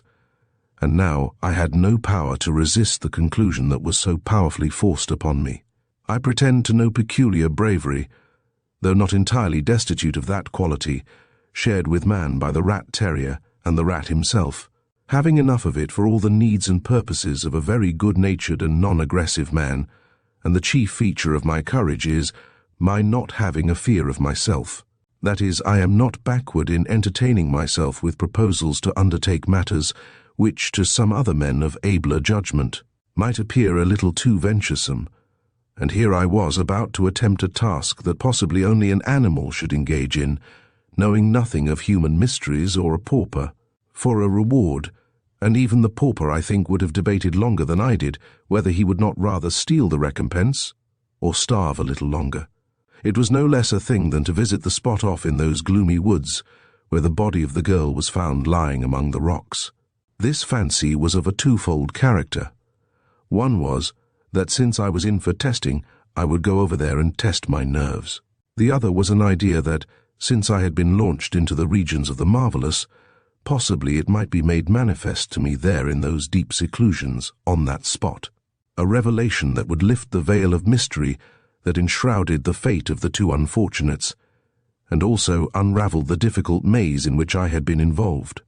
Perhaps I would see that figure there, that figure a parent or relative of the girl, who had come to me that night impressing me to the interview. I could not but think of the spiritualistic theory of the sympathies between the living and the dead, the theory indeed of all Christian, and for that matter, of all heathen sects. And there, and nowhere else, I might have revealed to me the name of the man who had done those hideous acts. Surely I was in a singular predicament. I had either seen a ghost or I had not, and I felt unwilling to let things remain in the condition of unsettled doubt, not caring for the rest of my life to be the prosy relater of a ghost story, which my listener could accuse me of having left unsettled and unfinished for the want of nerve to examine to its climax. Determined upon putting my duplex test into execution, I returned to the house to inform my friends that I was going out for a stroll, not an unusual thing with me, and to make some little arrangement that I thought personally needful in case of untoward accidents. For, independent of the peculiar intention I was about to fulfill, there were reasons why I should not go unprepared for physical contingencies. The whole country, it will be remembered, was in a very disorganized state, many people thrown out of employment, and others returned from scenes of strife and bloodshed, with an education habituated to deeds of violence. So I armed myself with a companion charged to the lips with a counteracting but defensive species of explosive violence, a thing that could speak 7 times, and always with effect if the delivery was good. On the theory of testing my nerves, in connection with the ghost theory, I at once resolved to dispense with the dogs, for their presence would have been companionship and a reliance apart from my individuality. My pistol was not taken for the ghosts, but for ghost makers. Now that I reflect upon it all in my cooler moments, I must frankly admit that, after what had happened, this trip had something of the fearful in it, which my placid reader will not have the heart to deny, and nothing would induce me to repeat it, unless there were motives of a higher grade than those which ruled me then. It was, in fact, an enterprise totally at variance with common sense and common personal convenience and comfort. It was now about 9 o'clock. No change had occurred in the shape of the night, that is, no clouds had culminated in the skies, and yet no moon had been conjured up by astronomy or by lovers' incantations. It was a lonely walk down the hill, over the very spot where my silent visitor had so lately stood to look at these very woods, that very spot to which my steps were now directed. Darker it was down in the valley, with the hill to my back, and the great mass of foliage apparently near enough for me to touch. But on I went, giving no time for reconsideration, on to the fence which I crossed, and then I was one of the black things in the intense gloom of the forest. Not a sound but the crackling of dead branches under my feet in the pathway, sounds that I felt might send the notice of my approach to whatever was waiting for me by the cross and the immortelle on the murder rock. Though the broken branches were sentineling my advent, I kept on, with a cold shiver now and then quivering all over me, but never for a moment going deeper than the skin. Brain and heart as yet were true to their purpose of folly. That seemed like madness to me then. It did not take me long to reach the objective point of my journey. I have described the spot in another part of this narrative, and therefore will not repeat its topographical characteristics. Suffice to say that it was somewhat different in sentiment than when I had looked upon it in the sunshine. Then I had seen a visitor sitting quietly and unconcerned on the ridge of the rock, looking down, with a cigar between his lips. At the spot, always a thrilling sight, where the girl had fallen, and I had seen young girls munching sandwiches around the scene and jabbering of the massacre of one of their mates. But now, with nothing there but the night and the spirit of the event, the weird-looking trees with their limbs reaching hither and thither in such a way as to make me feel that I was beneath the dome of an iron barred prison room. I hold it to be utterly impossible for any man, unless he is brutalized and of a sympathetic nature no higher than a quadruped, to be alone in such a place, with such a preface as it had been my fate to meet with, and not experience an accelerated throb of his pulse. I do not say that he is necessarily bound to be frightened, but something so near akin to it that only our self-conceit prompts us to draw the line of difference. I was there to submit myself to one test, and apply the other to what I had previously seen. The one I was already undergoing, for it may readily be believed that an immense amount of subtle pressure was placed upon me. The accumulated proofs of a lifetime, as to the existence of unearthly presences and imperfectly disproved legends of ghostly visitations and adventures, bore down upon me with the wizard night and spectral forms of trees. And when I placed myself exactly on the blood-stained spot, I looked around with the certainty of being confronted by the apparition whose existence I was there to determine. Now, thought I, is the opportunity, this the place for a revelation. What other man will ever come again with so foolhardy a brain, and give the witnesses or the victim a chance so appropriate and so melodramatic? If anyone does venture upon the trial, to a scene so fresh with gory associations, from my soul I pity him, and would blame, but this species of curiosity is not generally diffused throughout society. But I was there and awaited whatever issue might transpire. I was doubtless in a sublimated condition of rapport, as the mediumistic philosophers term it, a human instrument of 1,000 strings, that the feeblest ghost might play upon with ever so withered a hand. But none came to inform or frighten me, and not a sound other than the low clicking of the wood insects broke the magic ring of silence that closed in with such profundity of pathos this terrible situation. To attempt to go away, I found required more nerve than to get there, for now I must turn my back and place myself in the traditional position in which cowardice is said to place its victims. But, with the cold creepings renewed with double energy, I turned and walked with an excited composure away from the spot, down the hill, through the gateway that opens eastward into the Dedham Road, and then, with half a dozen sighs of relief, straight home. Can you recognize that man again? From the chief is always sounding in my ear. What man? Did I not go to the place where he should have met me if he was in any way witness to that murder? Sometimes I think it was the man himself, but not in the flesh. If in the flesh, he never would have come so near the scene of his hideous mischief.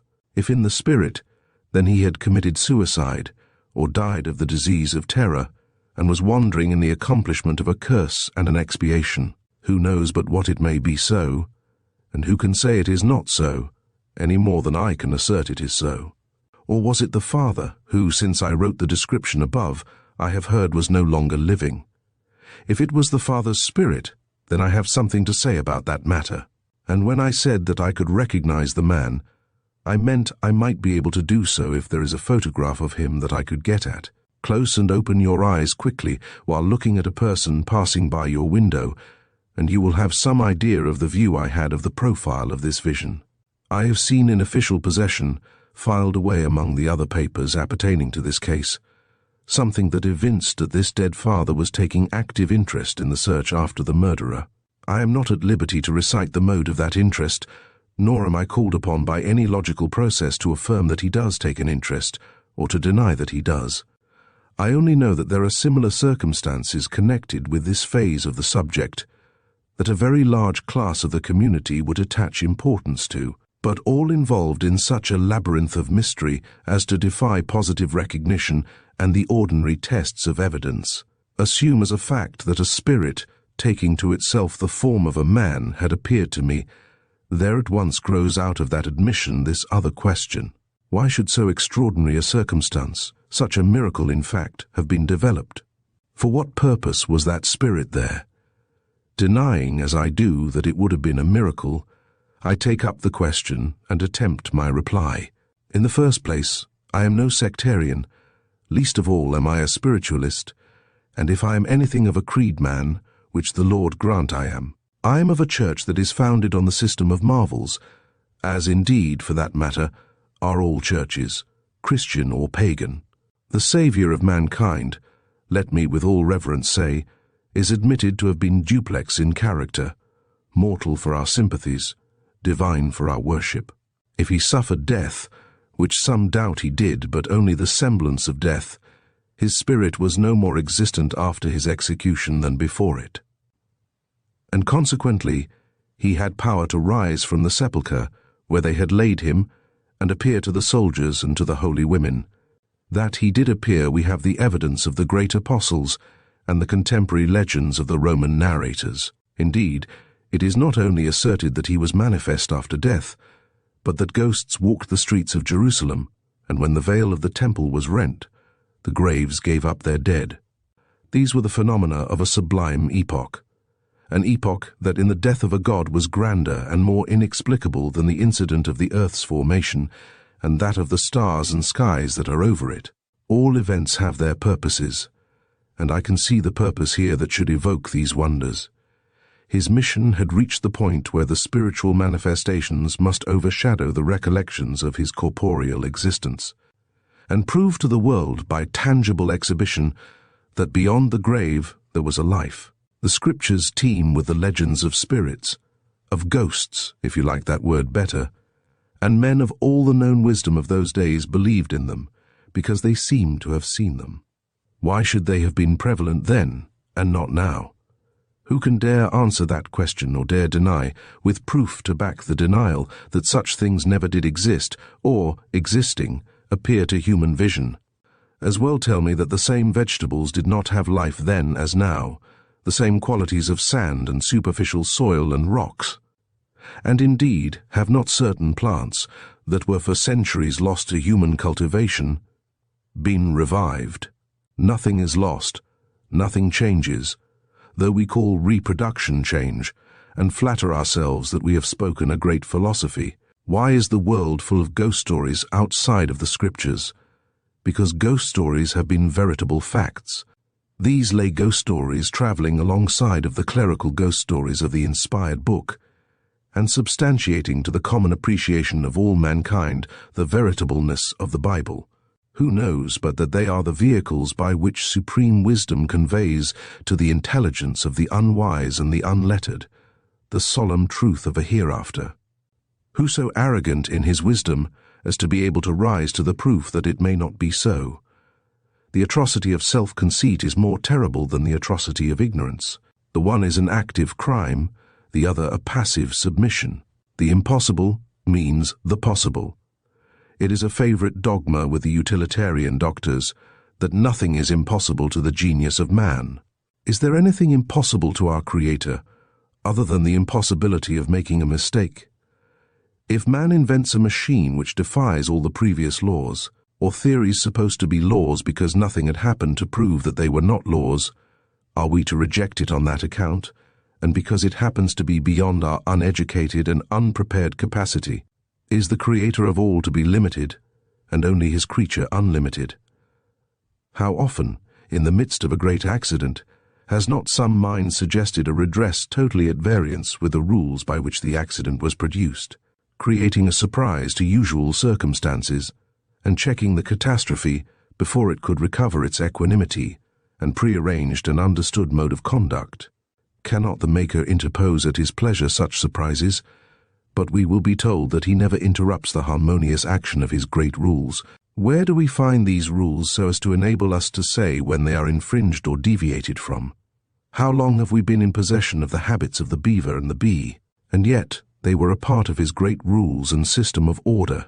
Every day science is bringing new lights to bear upon old ant hills, as well as upon old mountains, and the shadow of a fern leaf on a rock.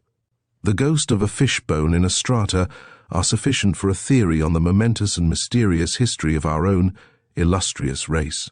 If scattered bones of a mammoth, when reunited by the wirework of a naturalist, are evidences of Noah's or Deucalion's flood, where are we to draw the line upon circumstantial evidence and testimony in substantiation of other facts and possibilities? There are more tangible proofs of the existence of ghosts than there are of the existence of Noah's Ark. The hush of the night, the solitude of forests, the loneliness of limitless prairies suggest, to the most unimaginative mind, something more than the physical sense of desertion and isolation. And yet, that is no proof that a mystic band of weird spirits are with you in those dreary hours and wanderings. But whatever is suggested proceeds from a thing that is able to suggest, and whatever the mind grapples with of the material or the immaterial exists in some form or other, intangible, but no less existent. The opponents of the theory of the existence of ghosts and their power to appear use one word that conveys all their logic, and that word is the contemptuous vulgarism, bosh. And then they will advance with weaker argument the logic of bold contradiction, as if they had just returned from a trip into the regions of the future, and an examination of the powers and rules and intents of the providence, with an exact catalogue of his attributes and short-hand notes to be written out at their leisure, of all he has done, is doing, and is going to do. Faraday could analyze vapor, but with all his retorts and crucibles and chemicals, he never could weigh a scintilla of a human thought.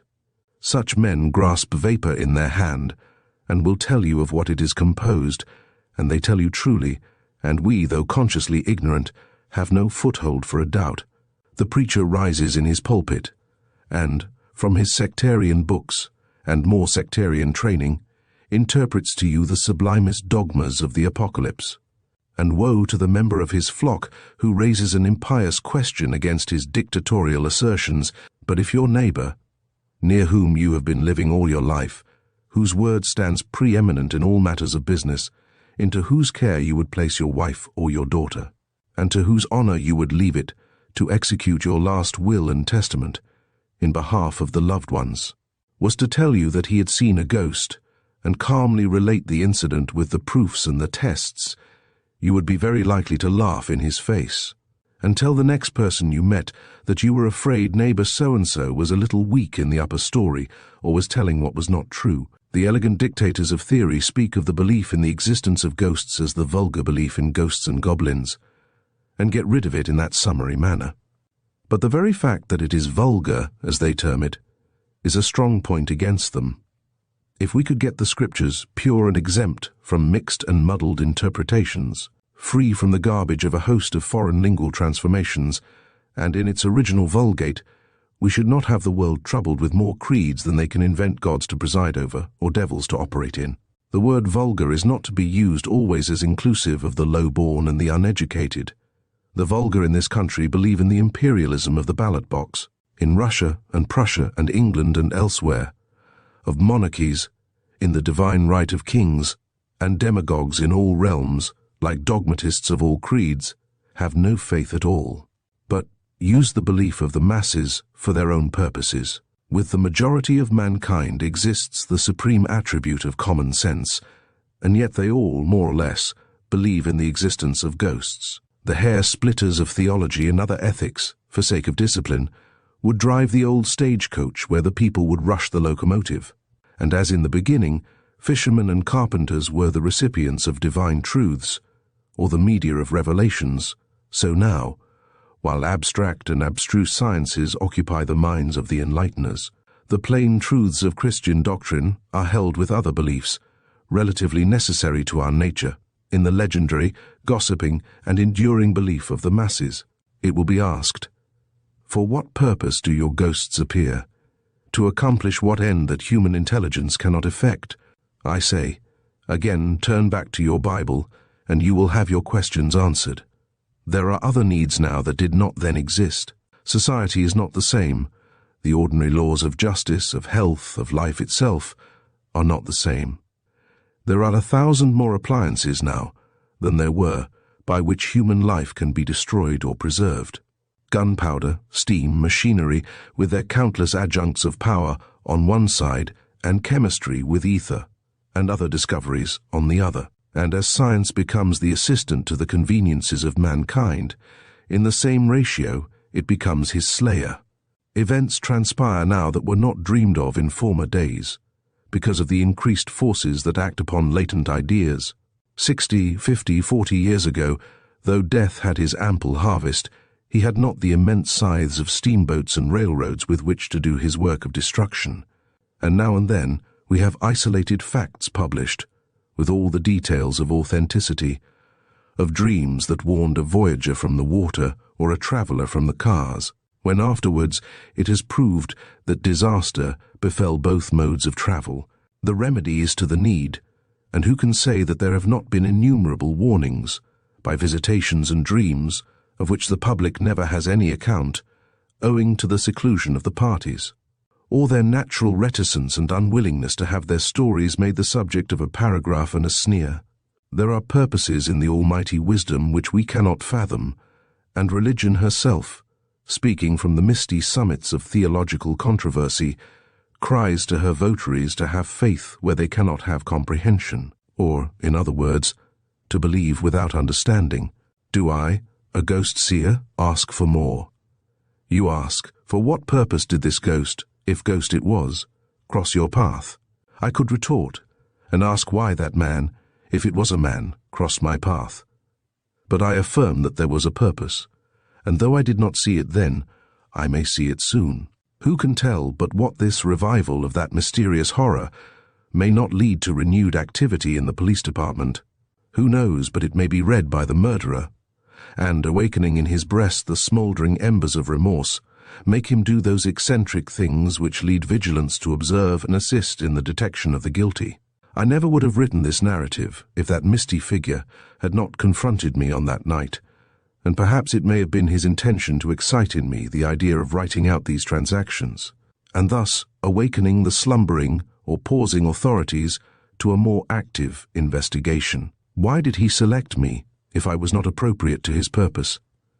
And I will say now, and with all truth, that from that time to this moment, I have been haunted with a vague urging to write this work and give it to the public, and now that I have done so, it may so happen that I will see that thing once more coming to assure me, in some way consistent with his condition, that his intention, so far as I was concerned as an agent, is accomplished.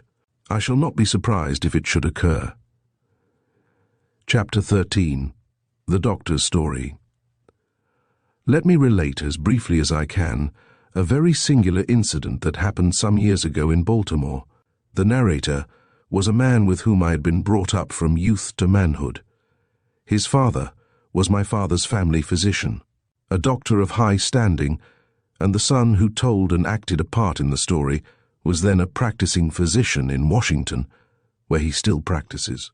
A party of us were together at the house of his father, and the ghost subject was introduced. My friend argued against their existence, as most doctors do, but in the midst of our conversation he said that, notwithstanding his theory, he must tell us of a remarkable occurrence that happened within his own personal experience. 2 years previously he had occupied the professor's chair of practical anatomy, I believe that is the phrase, in the Medical College of Baltimore, though then not more than 23 or 4 years of age. His remarkable skill, systematized by study in the famous medical schools of Paris, had justified his selection for the important post. During this period, or some time before my friend accepted the professorship, the mob had broken into the medical college, actuated by a sentiment of horror at the idea of the bodies of their dead friends being stolen from the grave and placed under the knife, and subjected the faculty and students to great personal peril. The riot being quelled, it was determined to make such arrangements as would entirely elude the suspicions of the people. For this purpose, the upper portion of the building was converted into a large dissecting room, with the windows hermetically sealed, so that no light could be perceived from the outside, and consequently lead to a renewal of an attack. Thus at night, the faculty was secure from observation, and whatever of light was needed during the day came through glass inserted in the roof. To add to the security, a private stairway was arranged, so that if the mob did break in by the only publicly known entrance, the students and professors would be enabled to escape. The egress to this private stairway from the lecture room was by a door, the bolt of which, shooting into a socket, was within the room, and could not be moved from without. This private escape door was at the other end of the dissecting room, and this is my friend's story. He had made arrangements with the janitor of the medical college, who was also a sexton, to have the body of a female on the dissecting table on a certain night, as he wanted to make some specific studies for his lecture of the next day. On the evening when the body was to be ready for him, he had accepted an invitation to a small party at the house of one of the professors, and thither he went, pre-arranging with one of the students to leave at 11 o'clock and go together to accomplish his examination. At the appointed hour he made a sign to his companion, and they withdrew. Arriving at the college, he entered by his pass-key, found a couple of candles on the table in the lower hall, ascended the usual stairway, and, arriving at the door of the lecture room at the top of the building, stopped for a moment to hang up their cloaks and hats. Then he applied the key to the lock and entered with the candles lit, of course. A deep gloom pervaded the dissecting room, a gloom that was increased by the feeble light of the 2 candles, and upon the table lay under the fearful cloth, the subject for the night's work, without any other thought in their minds save the plain matter-of-fact idea of work. They advanced to the dissecting board, the doctor towards the head of the corpse, the student passing round to the other side. As the latter was in the act of turning, he lifted his candle and exclaimed, "Doctor, who is that?" pointing at the same time toward the center of the room. "I do not know," replied the doctor, thinking the question applied to the body before him. But no sooner had he raised his eyes than he was struck by the attitude of his friend. He was holding the candle above his head and looking away from the table, and the doctor, following the direction of his gaze, discovered the figure of a man standing some 12 or 15 feet distant. My friend said that his only impression was that they were in for a row, concluding that the mob had found out the secret stairway and got into the hall for the purpose of breaking up the dissecting operations. With this idea he turned round the table, and as he advanced toward the figure exclaimed, "Who are you? What do you want here?" In his advance movement he was joined by the student, neither for an instant having the idea of a supernatural visitation in their minds. As quickly as they pushed forward, as rapidly did the figure retreat until it reached the door leading to the head of the stairway, when it disappeared. Supposing that the man had passed out as he had come in, they rushed to the door to follow, but they found the door fastened and the bolt shot within the staple. With difficulty they forced it back, for it had never been used since it was put on, no occasion requiring it, and then they descended the steps to the outer doorway, which they found closed, and from within. Puzzled by these mysteries, they reascended to the room, passed through, and immediately descended to arouse the janitor and see if he could give any clue to the adventure. The janitor inquired of them if they could describe the appearance. Yes, and they did so, for they had had a full and accurate view of his face, of his dress, and of his height. "Then," said the janitor, "it was a ghost. That man was the husband of the woman you had upon the table. I buried them both and knew them well, and he answers exactly to your description." The doctor, when questioned by us, said the figure was that of a tall man dressed in ordinary clothes. I forget now whether he gave us a full description or not, but rather think he did not, with a very severe and stern face, and kept his eyes fixed upon the corpse, one hand upraised and pointing to it, conveying the impression to his mind of an order not to touch it, a gesture of rebuke, or a motion to forbid. The doctor and his friend went back to the vestibule of the dissecting room, resumed their outer garments, and retired. The janitor fulfilled the doctor's order, which was to remove and rebury the body, and find him the body of a woman whose husband would not interfere with his professional occupations. Now, here is a true ghost story, if there ever was one. 2 persons saw the apparition, and a third party verified it. The moral is plain enough. The husband was there to prevent the disgusting mutilation of his wife's body, and his purpose was accomplished. The doctor said that nothing would have induced him to lay his hands upon that woman's form when he remembered the appealing look of his extraordinary visitor. It was not personal fear or vulgar superstition, but a higher motive, for inasmuch as no Christian gentleman would touch with unholy motive the form of a living wife in the presence of a living husband, so he could not disturb the sanctity of her spectral modesty before the face of her suppliant, dead husband. To those who accept the story of the apparition, the logic of the motive must be evident, and if so in this case, why not in all others? Or it may be as it is in life. We meet our acquaintances every day on the street.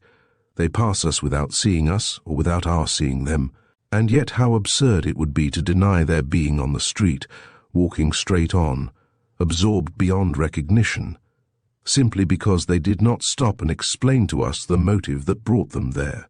Ghosts, in like manner, may cross the clown's staring vision or the philosopher's calmer sight, and, because they do not pause and prattle of their object and tell them the motive of their appearance, are we to conclude, as a logical theory demonstrated, that is a good reason to conclude they were not there at all? Must all facts be denied until the motives are discovered? Is a negative so powerful as to overwhelm an affirmative? If so, the plea of not guilty offered by a criminal should be enough to justify his discharge, despite of circumstantial evidence strong enough to hang him or half 100 like him. As I stood that night out there in the fatal wood and thought over the murder and the murderer, I conceived a plan of punishment by which, alone, I thought he could appease the outraged sense of human tenderness for things so young as he had slaughtered. Chapter 14. My Plan of Punishment. And this is my plan. Chain him to the rock on which he took her life. 1 chain to each wrist, 1 chain to each ankle, and an iron hoop locked around his waist, and this too fastened to the rock. Lay him on the spot where she was found, then leave him to himself and to the scenery which he has disfigured so fearfully. But watch that no demon out of the Davenport or Eddie Witchcraft or Mancraft boxes help him to unloose those shackles. Lay him with his face to the avenging skies, and place food within his reach, but so arrange it that it rests only on the spots over which the red current of her life had ebbed. Let him alone with the night, and the night will give him such a tangled and convulsed spasm of horror as will make his very soul shriek aloud for 2 almost impossible things, yet a while death or the Lord's pardon. And there he should remain until every hair of his head had become white, and every black spot of his soul livid. Perhaps the spirit that confronted me in silence and in peace might come to him and watch him till the dawn broke and the eyes of the bright heavens took its place to look at him, and after that let the authorities handle him as they pleased. The reader will observe that in this project of mine I follow out the classic ideas of the most elegant peoples and refined poets of the world, who insisted before all things else that the dramatic unities should be attended to. In that respect my plan would be without a flaw. And now, if I'm asked for my theory of the murders, my answer would be that it might not be politic to give it publicity. This much, however, I will say, reserving the more probable theory for future emergencies. There is a link wanting at this time that must be found before any progress can be made to a conclusive judgment. The children left their temporary home, intending to return in time for the boy to attend his afternoon school. Their objective point, as I said before, was Maze Wood. This question then arises, what occurred to make the girl, the senior, change her mind and go farther away from home, to Bussey's Wood? Going there would change her original program, relative to the boy. Did someone meet them as if by accident? Someone whom they knew, and did that person induce her to continue to Bussey's Wood? Were there any evidences that they stopped at all at Maze Wood? But what inducement could he use to get her to Bussey's Wood? The mother might have been the inducement. They knew she was employed at Quincy, nearer to Bussey's than to Maze Wood. They might have been told that she would meet them at the former, and it would be a pleasant surprise. Another question presents itself. What could have been the motive to get her to secluded, distant Bussey? I answer, self-defense. Self-defense against 2 children? Yes. The girl was an intelligent, observant girl, and she may have been cognizant of some crime, the revelation of which would have brought ruin and punishment upon the perpetrator, or the perpetrator might, in his consciousness of the possibility of her having discovered him, come to the resolution to dispose forever of any chance of her being a witness against him. They were poor children, and had only money enough to go and come from Maze Wood, and yet that money was found upon the girl. Consequently, she had not been at any expense in getting to Bussey's Wood by the cars. The murderer paid their fare, after reaching the thick shades around the rock and giving her time to become confident of his integrity and friendship, so much so as to be sufficiently at ease to commence the weaving of leaf chaplets. Waiting the promised interview with her mother, he sent the boy down to the brook for water, and where he was subsequently found. Then he turned upon the girl, for if the boy had been nearby, his cries could not have failed to arouse assistance, for there were men working within 300 yards of the place where her body was discovered. He must have brought about a separation between the children, and at that spot, for he could not have murdered them together. And there, in that broad sunlight, with the swirl of the mowers' scythes down in the near meadow evident to his ear, carried the body of the boy to the brook at the foot of the hill and thrown it among the alders. He killed the girl as soon as the boy was out of sight, and then he followed the little fellow to the place where he had sent him and slaughtered him in the gloom of those thick bushes. Now, who was that man whom she would have exposed? With whose acts could she have by locality and association of daily life become acquainted? Was he from Lynn, or its vicinity, where she had been living before she came to Boston? Or was the discovery, or the imagined discovery, of a crime made in Boston and of someone living in Boston? The girl was simply murdered, no duplex crime, attacked while she was sitting with leaves and wreaths in her lap, and the first blows were delivered upon her back and sides, and after that in front, and in great confusion. The boy was killed, not because he saw the murder done upon his sister, but because he could have told who it was that accompanied them from Boston, or joined them at Maze Wood, where they were expected, or anywhere along the first part of that terrible journey. There was no other motive for his death.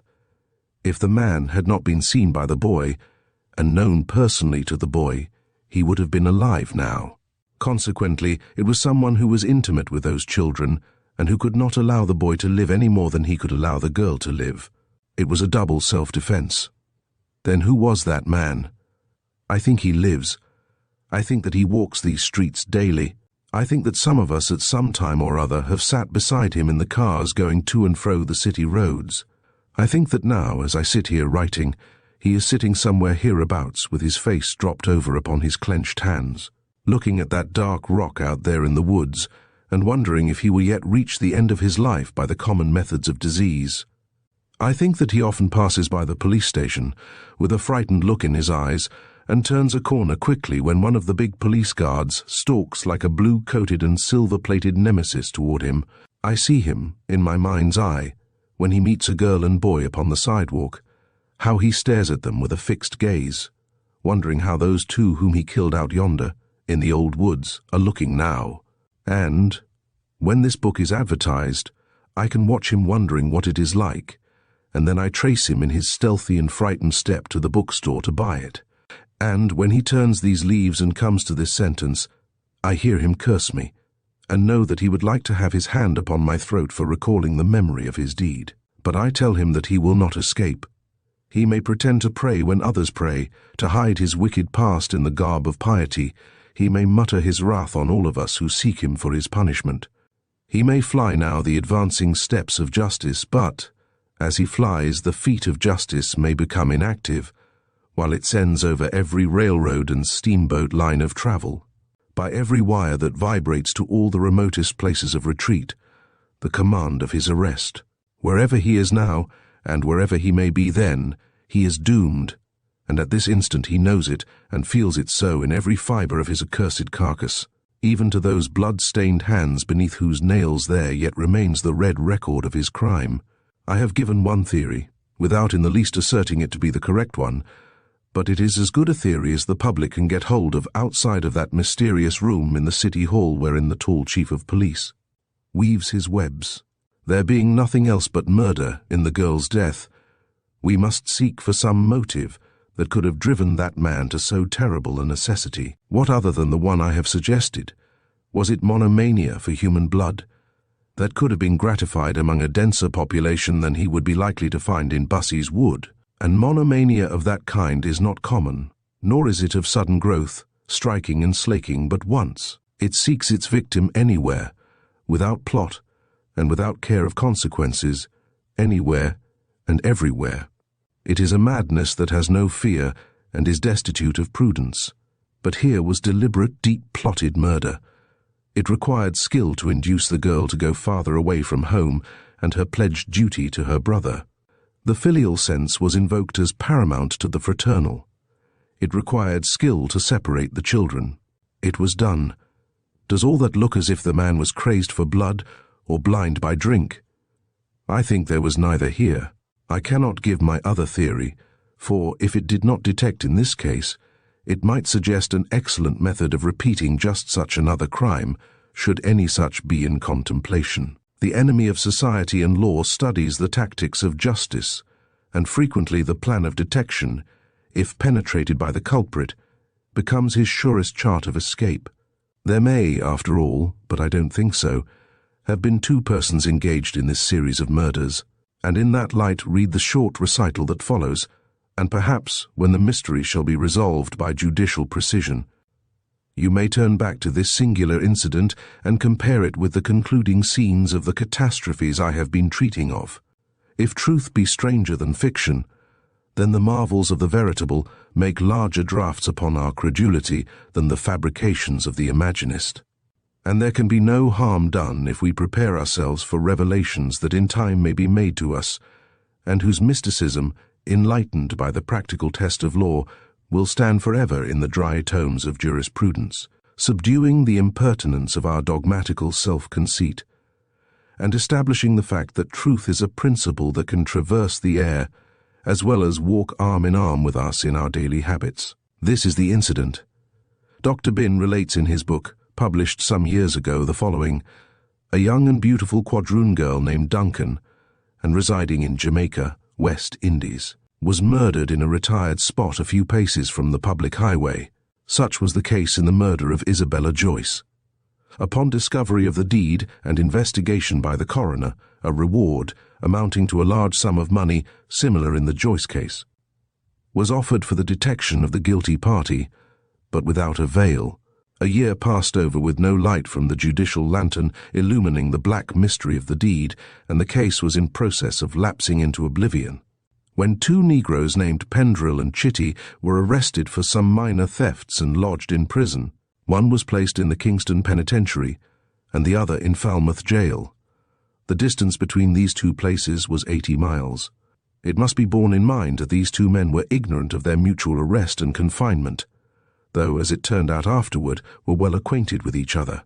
In the course of their imprisonment, they became restless and talked in their sleep.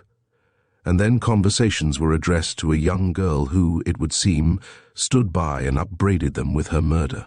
They would then entreat her to go away. This happened so frequently as to lead to inquiries which resulted in the conviction of those two haunted men, of the murder that had so long baffled the detection of justice. Chapter 15. The Children.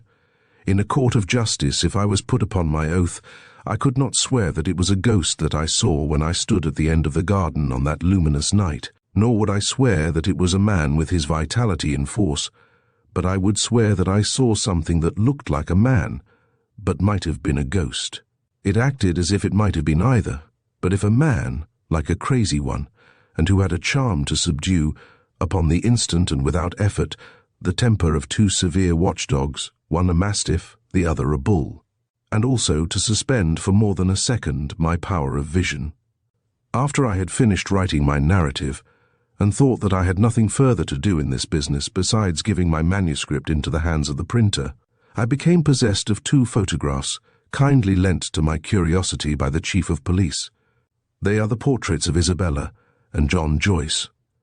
My first idea was to have them multiplied and affixed somewhere in my pages.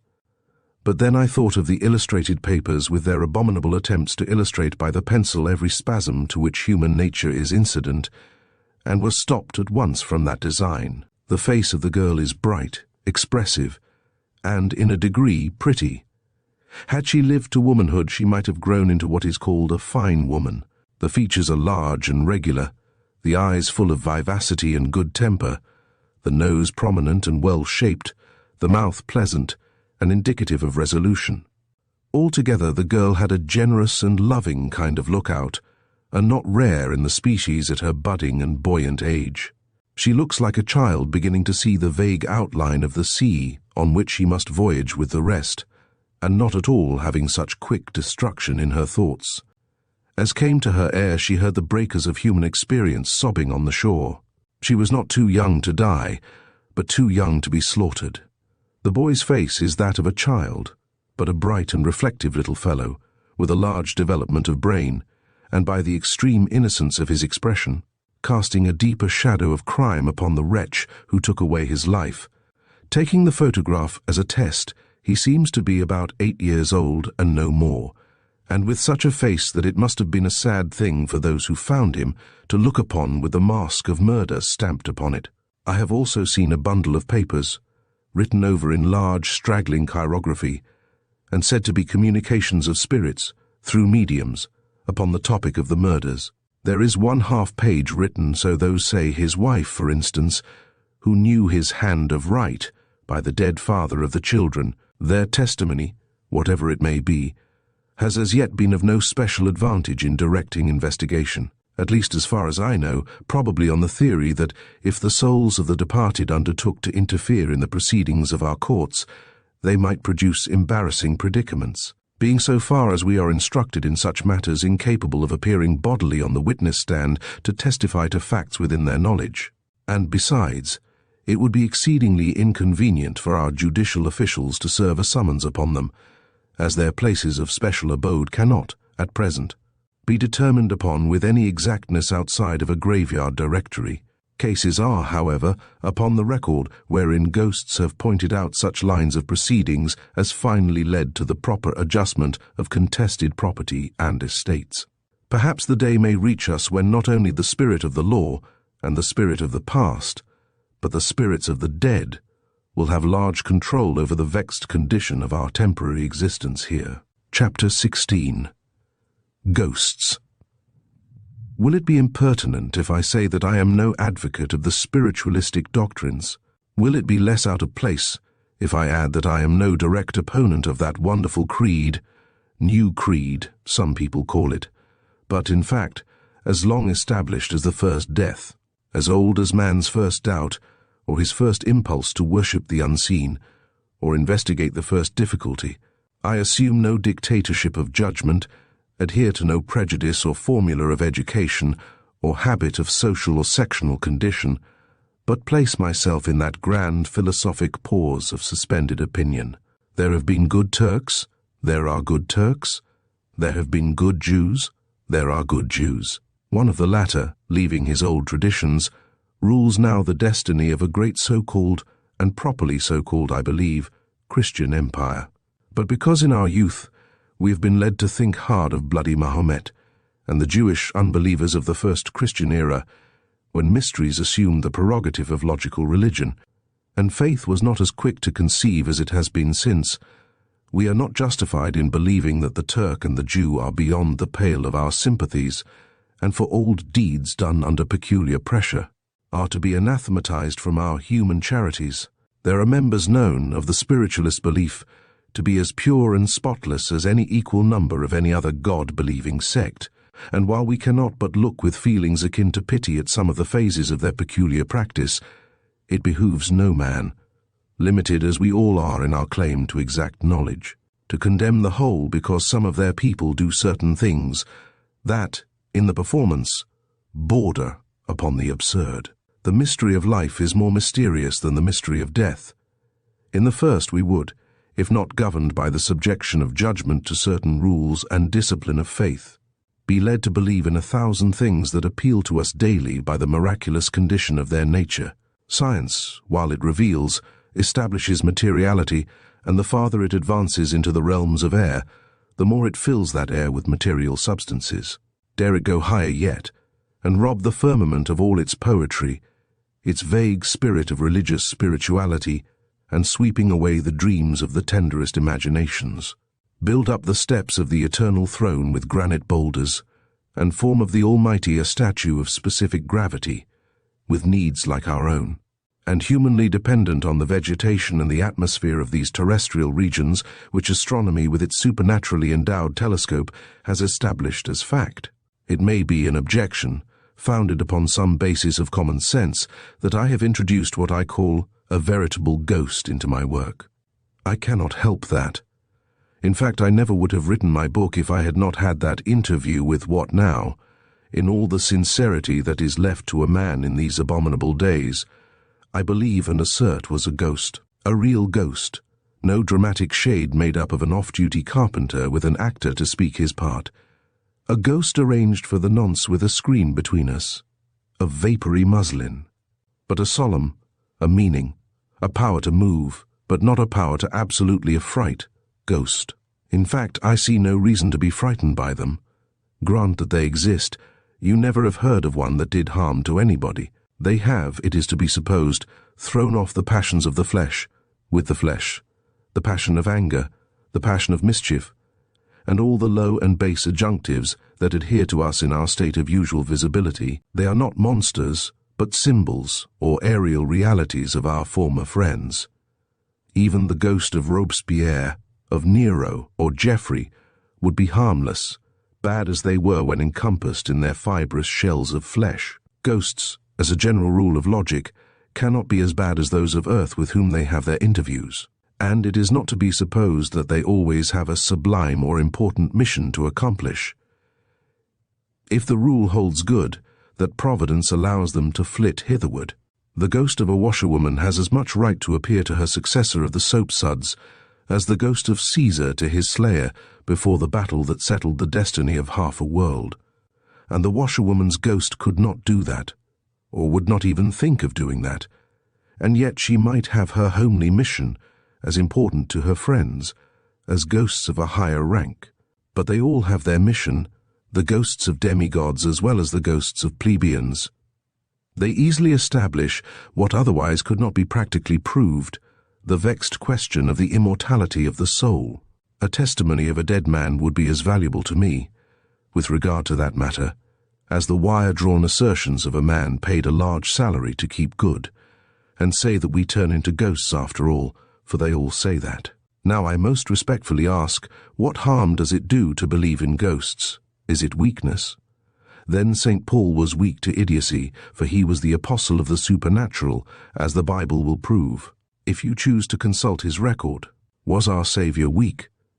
It was he, that supremely blessed, that uncontradictable authority, either in assertion or suggestion, who took upon himself the spectral character and asked Thomas to test him by placing his hands upon the image of his wounds. Or, if he was not a ghost, but a substantial form of flesh after his crucifixion, death then makes no difference in our condition, and is but a process without a change. Had his apostles and disciples disbelieved in his appearance after death, and hooted at the story told of his ghost wandering toward them, where would be the Christian church today, and where the theory of the resurrection? We disbelieve now, and scoff at what the Saviour did and his apostles saw, unless he was an impostor, and they liars.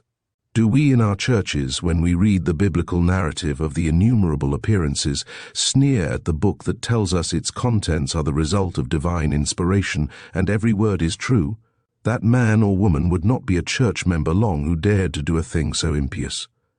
If fault be found with me for writing a narrative with such a spectral thread of ghastly tissue running through its woof, what should they say of the king of the ink plume, Shakespeare himself? He fairly revels in ghosts. In the second part of King Henry VI, Bolingbroke, the conjurer, invokes a spirit. In Julius Caesar, Brutus has his celebrated interview with the ghost of Caesar. In Macbeth, the ghost of Banquo comes to the king's table and nods between the libations, frightening the king out of his royal wits, and in the witch scene, we have the bubbling cauldron, the armed head, a bloody child, a child crowned, with a tree in his hand, and 8 kings who pass across the stage, the last with a glass in his hand. What would the play of Hamlet be without the father's spirit wandering on the moonlit battlement, or the interview with the Queen Mother, known as the miniature scene? In Richard III, crowds of ghosts stalk through the tent of the hunchback king and start him from his sleep, and Richmond too holds converse with them. The ghosts of Prince Edward, Henry VI, Clarence, Rivers, Grey, Vaughan, Hastings, the 2 young princes, Queen Anne and Buckingham, stalk before the tyrant's vision and curse him as they pass. Otway makes use of ghosts in his Venice Preserved, and Sir Walter Scott welded them in the machinery of his novels, and the ponderous-brained Sam Johnson religiously believed in them. The ghosts of Shakespeare were born of the poetic faculty, and the legendary creed of the world's experience.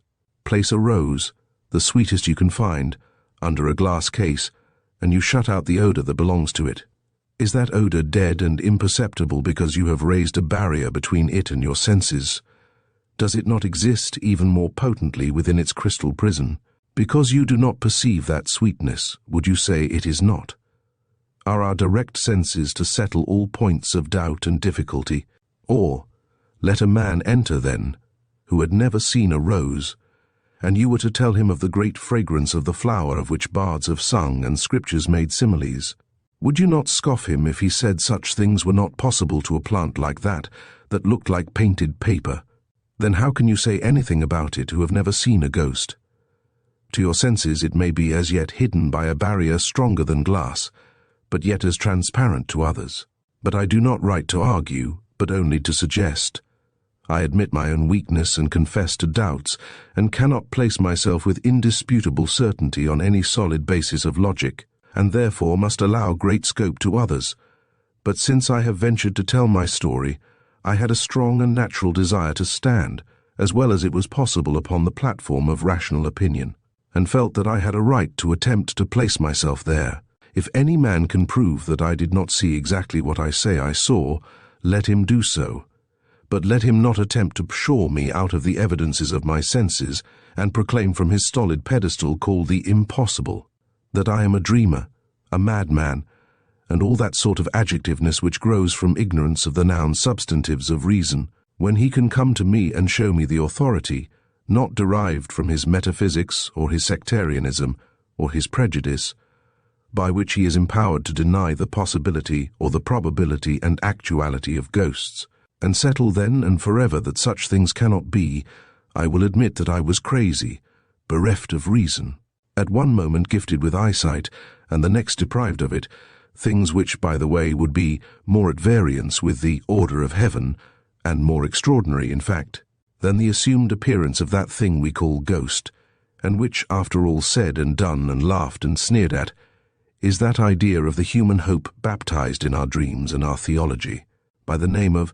immortality. You cannot prove to a drowning man that he is not surrounded by water. You may tell him that he can swim, but he will tell you that though he can, he has the cramp. You may tell him that a ship without volition can float where he is struggling, but he will tell you that the ship has nothing to do with it. He believes in the things that he feels and sees around him, but which you do not experience, and he will not take your arguments and suggestions as the embodiment of an infallible life-preserver. I saw what I saw. Prove to me that I did not see it, for the question is with me and nobody else, and prove it without the usual insolence if you can, remembering, in your endeavor to convince, that insult is more of an offense than an argument. Indeed, it is only used when argument is exhausted. The composing of an epic poem is held to be the highest achievement of the human mind. Ideality or imagination is the means used in the performance of the work.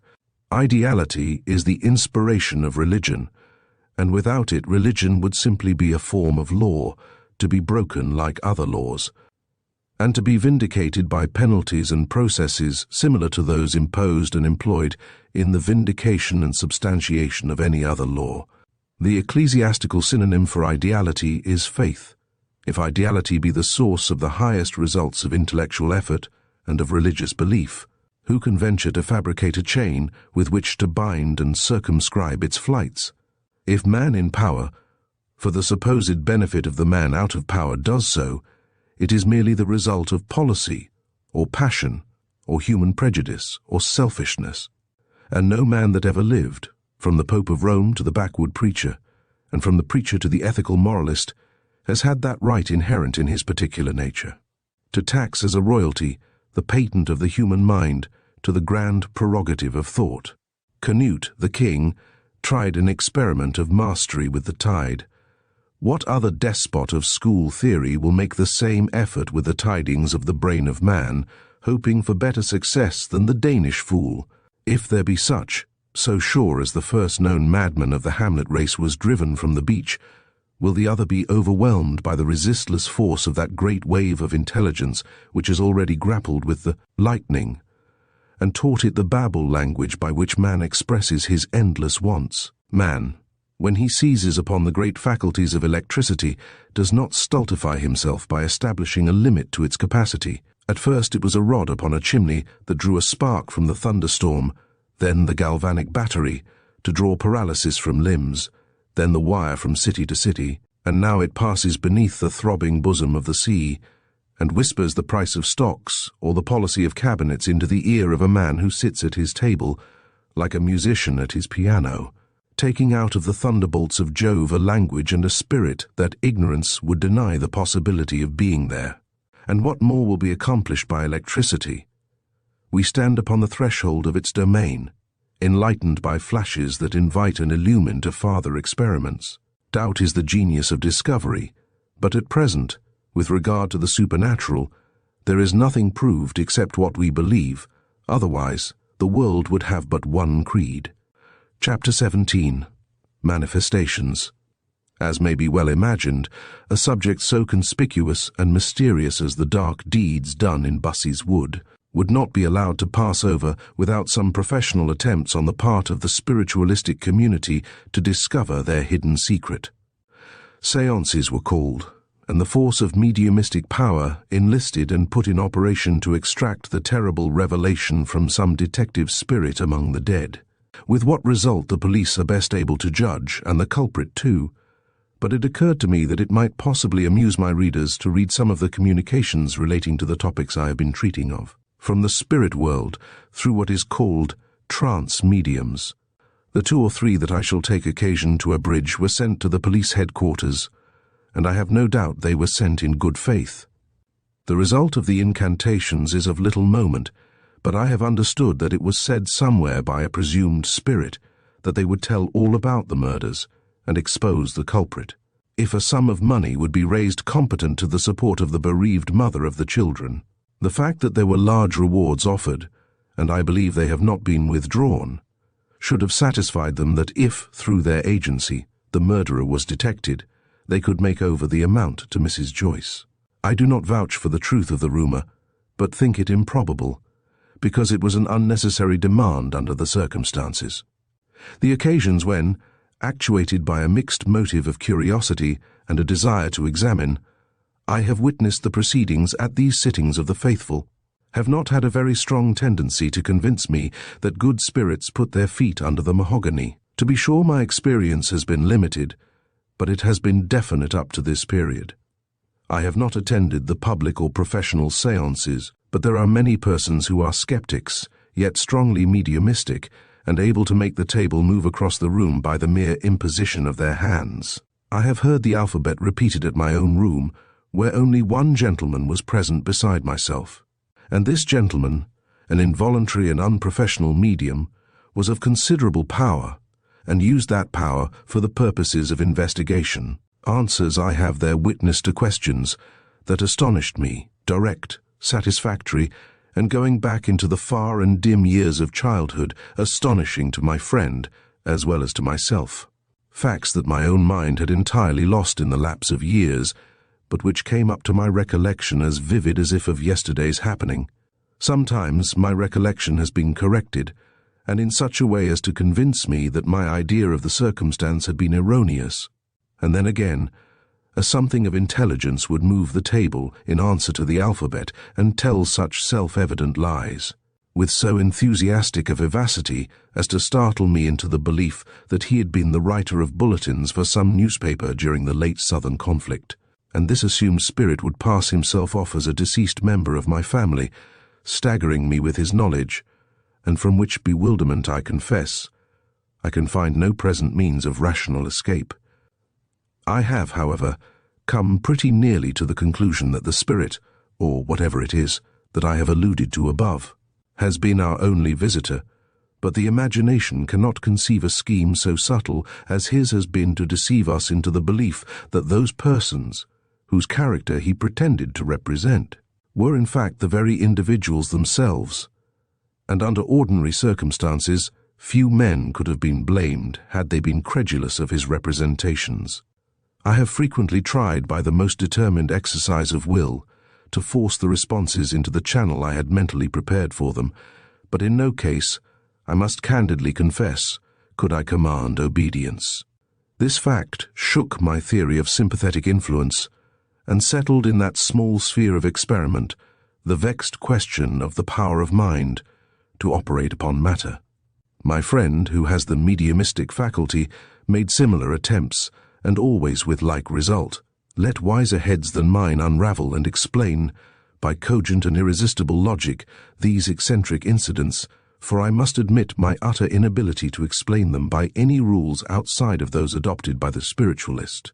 But though I may have been a witness of these phenomena, it does not follow that I am a spiritualist, any more than I am of the mythological faith of pagan Greece, because, forsooth, I take delight in the statue of Minerva, go into raptures over that of Venus, and read with unfeigned enjoyment the poems of that prince of old idolaters, blind but immortal Homer. I have before me a package of manuscript purporting to have been written by inhabitants of another world, by hands that have felt the pressure of the hand of death, and yet, it would seem, are able to express thought with the intelligence usually attributed to life. One of these communications purports to have been written by Isabella Joyce, the murdered girl, and another by her father, Stephen Joyce. The manuscript of the girl strikes me as of a better order of chirography than is usually to be found in that of children of her age, while the father's is large and roughly emphatic, and bears the impress of a passionate desire to discover the murderer and avenge the deaths of his children. Friends of Stephen Joyce assert that the formation of the writing is unmistakably similar to his, but, as I have not been able to compare the dead man's penmanship with anything done by him while on earth, I cannot pass judgment either of denial or verification. It would appear that, speedily after the murders were discovered, meetings were called of the spiritualists, in the hope that some revelation would be made that might lead to the arrest of the party or parties engaged in the atrocious deed. Not later than a month or two ago, I read in a spiritualistic paper of the city of Boston, conducted, by the way, with great editorial ability, a communication from the boy murdered, but which contained no clue that could direct detection safely and judicially to any desired result.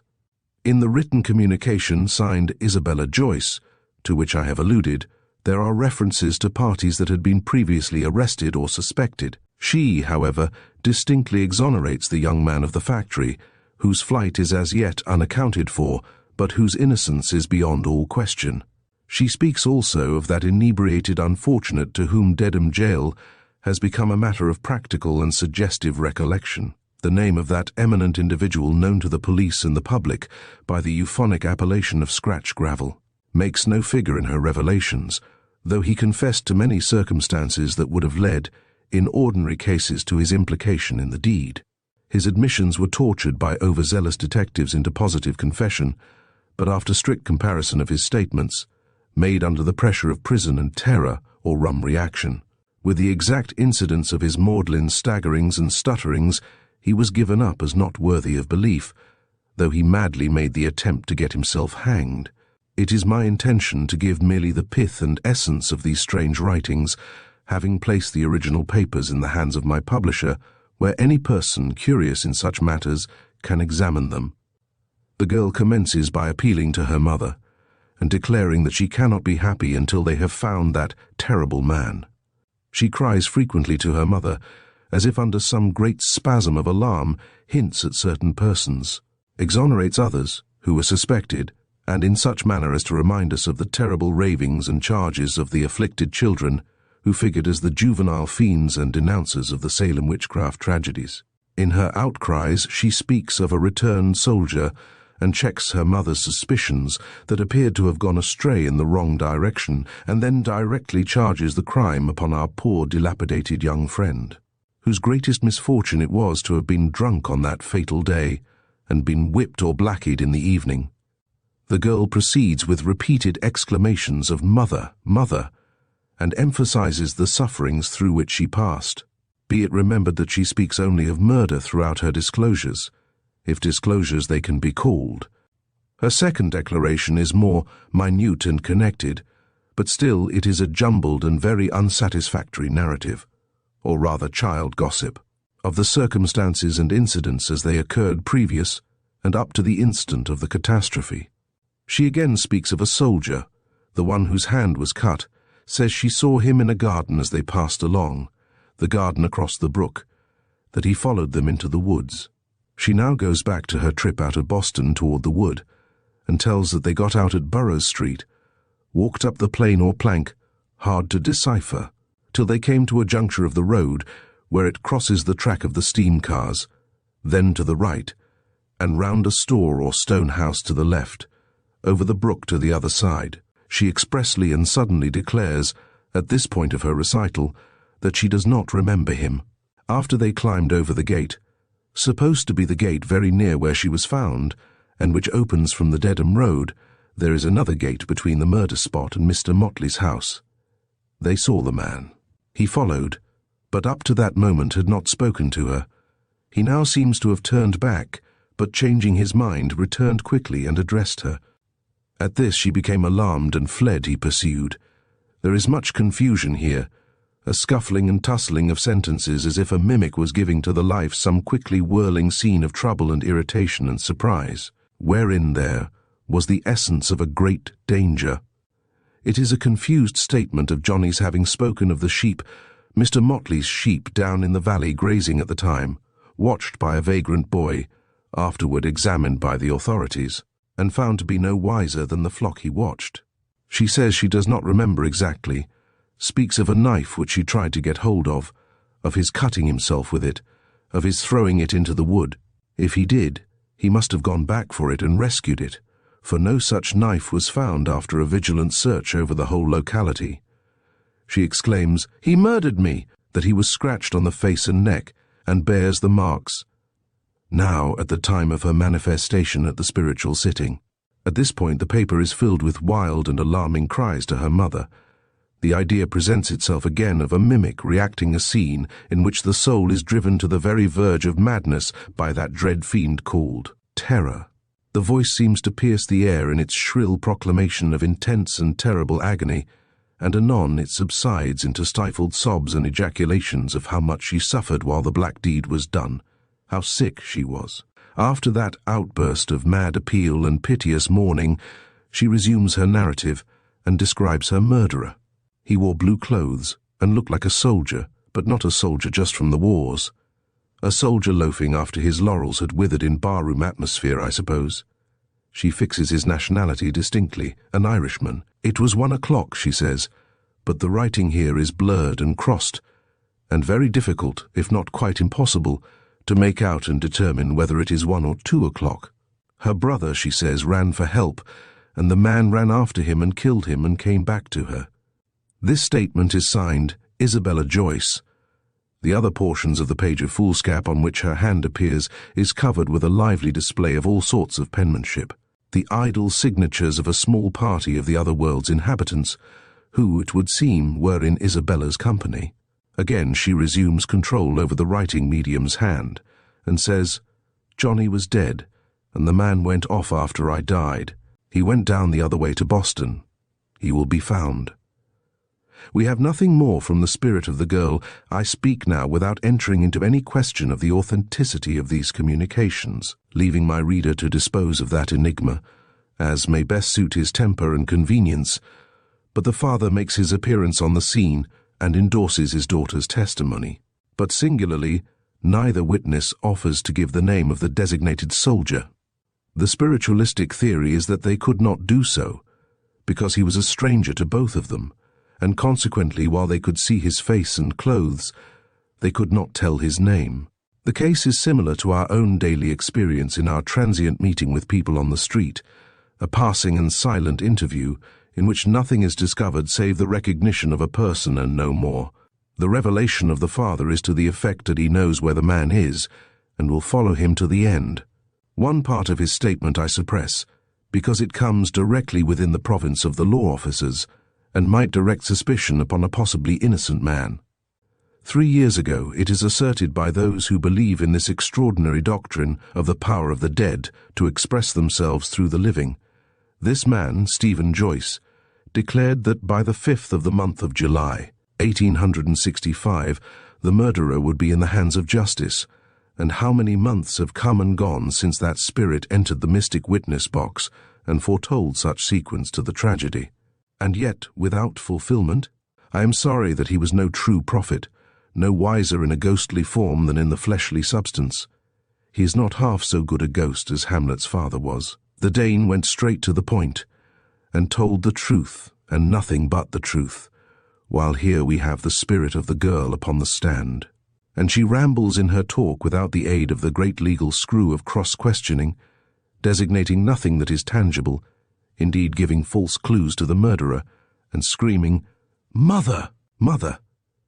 as if she would pour into the listener's ear some faint echo of those dread cries that rang amid the gloomy woods when the soul of her was stabbed out of her.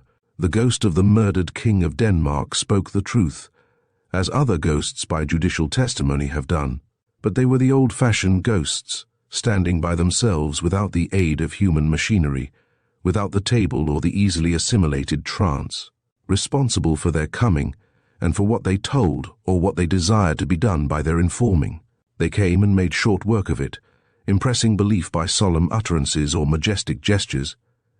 In this case again, the man, who should have been interested more than any other man, comes through the arm and fingers of a stranger, a living being, and is assumed to have written out, at that solemn investigation, a deposition, not made upon the holy book, holier than all books, but with lips sanctified by the kiss of death, and vaguely points to some unfortunate, and declares with all the potency of his supernal condition that ere the 5th of the approaching month the discovery would be made, and the hands of the law laid upon the person of the murderer of his children, and the 5th of that long-past month lies strewn with the leaves of several autumns buried far back in the dead annals. And no revelation has confirmed his prophecy. How is this? Or was it, as I have said before, left to these pages to revive that miserable event, and glare it to those eyes that have so often seen the vision of the dead, to awaken in that drowsing conscience the phantoms that he had half lulled to sleep, and force him to some act by which the law may be able to read, without the farther aid of business mediums, the mark of Cain that God has put upon his brow? Who knows, and who can tell as yet, the meaning of my ghost that came to me upon the hill? It was not with any sinister design that the doctrine of spiritualism, or its practices, has been introduced into my narrative. It formed no portion of my original intention, but I found it impossible to refrain from giving publicity to documents that had been found of sufficient importance to attract the attention of the authorities. The spiritualist is able to take care of himself and his belief. Such communications might be used to a fearful and fatal purpose. The criminals engaged in the perpetration of a crime could, if such testimony was of any judicial weight, arrange a circle, produce the manifestations or the similitude of manifestations, and direct attention to certain innocent parties, when suspicion would give time for the real culprits to escape. Everyone knows how easy it is to work through the agency of a religious sentiment, and a very large class of people, habituated to the belief in spiritual revelations as inculcated by the spiritualists. Receiving impressions in that way would be hard to believe otherwise than as the spurious spirits asserted. Crime would thus become more dramatic, and the consequences of such interference on the part of a religious organization might lead to the overthrow of all the purposes and powers of civil authority. Happily, I am confident no such construction can be placed upon the operations and revelations of the authorized spiritualistic media. I do not know exactly what view they take of the knowledge presumed to be possessed by the murdered regarding the murderer. To reveal simply the name of the person, taking for granted that the power exists according to the doctrine of spiritualism, would be of no use unless a train of circumstantial evidence could be intimated, by which the law could develop a legal connection between the accused and the crime. There have been several instances in this country in which testimonious ghosts have enacted important parts. Some of these are upon the public record, others in private circulation. There was a case some 50 years ago in Virginia, when, if I recollect correctly, the ghost of a Mr. Clapham met a man upon the path in the mountain, nearly opposite to the famous point of rocks on the Potomac, and told him where his will could be found, the absence of which had involved his widow in vexatious and tedious litigation. The will was found and the question of right established in her favor, and I myself have partaken of the hospitality of that generous lady in the years gone by, when peace and plenty abounded in those beautiful valleys. As a matter of curiosity, I will give in brief a singular case that happened in Scotland, and which goes to establish my theory of the injustice that may be perpetrated by the assertions of persons using the simulated, spiritualistic agency for the detection of crime. The Scotch Rebellion of 1745 compelled a larger amount of vigilance in preventing its recurrence than it possibly had taken to subdue it in the first instance. Troops were scattered among the Highlands for the purpose of arresting all persons using arms and enforcing the orders of the British authorities against the wearing of the clan tartans. Among these troops was Sergeant Arthur Davies, who is described as a bold and reckless man, careless in exposing himself openly in those wild and hostile glens, and among a people conquered but not won.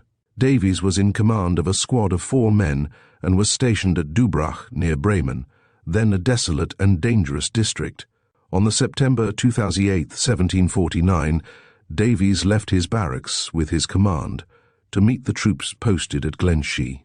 The sergeant never returned from that expedition, for wandering off alone to hunt in his usual careless and defiant mood. He was murdered. 2 men, Duncan Terrig, alias Clark, and Alexander Bain MacDonald, were suspected, but for 5 years, owing to the disaffected temper of the people toward the foreign troops, no steps were taken to arrest these suspected men. But at length on the 3d of June 1754, nearly 5 years afterwards, Clark and MacDonald were tried at Edinburgh for the murder of the sergeant. This singular evidence was adduced upon the trial. Some time after the murder, Donald Farquharson, living in Glenshee, had been informed by his neighbour Alexander Macpherson that he, Macpherson, had been visited frequently by an apparition. It was the ghost of Sergeant Davies, who insisted upon having a burial of his remains. This Macpherson had declined to have anything to do with. On this, the spectre had bidden him apply to Donald Farquharson. Together they visited the spot where Macpherson said the remains were lying, Donald giving as a reason for going his fear of being troubled by the grave-seeking ghost of the slaughtered Saxon. The witness described the finding of what was left of the skeleton of the unhappy warrior. They were satisfactorily recognized by certain incontestable signs. Macpherson's description of the ghost as it appeared to him was this: a figure clad in blue. He appeared at night, he was in bed, he rose and followed it to the door. "I am Sergeant Davies," said the spectre, and then he related the facts of the murder, and pointed out the place where his body or his relics could be found. The witness had asked the names of the murderers. The ghost declined, upon the ground that he could not reply to a question, but would have told if he had not been asked. The ghost had visited him again, but this time totally denuded of clothing, but always desiring to have his body buried. The body was subsequently properly interred. Again the ghost had come to him and had announced his murderers, Duncan Clark and Alexander MacDonald, the prisoners then at the bar. The witness was asked by Mr. Mackintosh, counsel for the prisoners, what language the ghost spoke. "As good Gaelic as ever he heard in Lochaber," said Macpherson. "Pretty well," commented Mackintosh, for the ghost of an English sergeant. The facts turned out to be that Macpherson had been in the employment of Clark, and a disagreement had arisen between the 2 men. Macpherson had often charged Clark with the murder, and on this Clark had promised to do everything for him if he would only keep his suspicions secret. But stronger evidence was produced against the prisoners. A man named Cameron had seen the murder perpetrated. He saw Clark and another man fire simultaneously at the soldier, and he saw him fall, but he was deterred from making these facts known to the authorities for fear of incurring the animosity of the Highlanders, who thought it no great harm but perhaps a merit to shoot down one of the hated invaders. Curious to relate, the prisoners were acquitted. The evidence against MacDonald was not clear, but no doubt existed as to the guilt of Clark. Macpherson was prompted to the accusation against Clark by motives of personal malice, and, having become possessed of Clark's secret, he was anxious to gratify his hatred. Fear of the popular hatred, if he lodged a simple accusation against his victim, on account of the abhorrence in which an informer was particularly held at that time, and the more so if the information was directed against a native in favor of the dominant race. He was obliged to invent his ghost story, and thus appealing to popular belief in the supernatural, effect his purpose. But the jury would not believe his story, for it was known that he had discovered the sergeant's remains before he told of the ghostly visitations, which proved that the marvel was an afterthought. Sir Walter Scott edited an account of the murder for the Bannatyne Club, and Mr. Hill Burton has included the story in his narratives of criminal trials in Scotland. Sir Walter, relating another trial where a ghost attempted by a second party to affix his murder upon a certain person, gives the following remark of the presiding judge upon the responsibility of the ghost's testimony. "Stop," the judge interrupted gravely, "this will not do. The evidence of the ghost is very much to the purpose, no doubt, but we can't receive it second-hand. None can speak with a clearer knowledge of what befell him during life. but he must of course be sworn in the usual way. Call the ghost in open court, therefore, and if he appears, the jury and I will give all weight to his evidence. But in case he does not come forward, I cannot allow of his being heard, as now proposed through the medium of a third party. Up to this date it is not known whether the bailiff has made a return of the summons or not. We presume not. But was it a ghost that confronted me? That question, now that time is progressively dimming the vividness of the impression that I received, when first I saw that something on the brow of the hill, rises to the tribunal of my own investigation. I am as anxious to have the mystery solved as my reader possibly could be. Indeed, I am more anxious than any other person could be. Dim as it sometimes appears to my mind's eye at times, there are occasions when it assumes all the exactness of an incident that transpired but a second since. I see it cross the wall, advance out of the shadow into the light, stand still, then whirl or wheel, make one human-looking step, and vanish. Will I ever see it again? That is another question that disturbs me some. I cannot do but wait. But with what feelings wait? You, in your fair room with gas alit, or reading in the broad falling down of sunlight on this page, cannot conceive. Put out your light and let the room grow dark, and pause and think. And then perhaps, despite the adamantive philosophy of your unbelief, you may recognize the sentiments I have, or on some still and luminous night, moonless, drive out to that old wood and by yourself, even now, with such great washings of rains and cleansing of snows and storms of wind. Go to the rock where the girl was found, and see how your nerves will quiver, or how your heart will throb, or passing down the road, draw rein at the cottage where I stopped, and saying naught to anyone, place yourself where I stood and wait.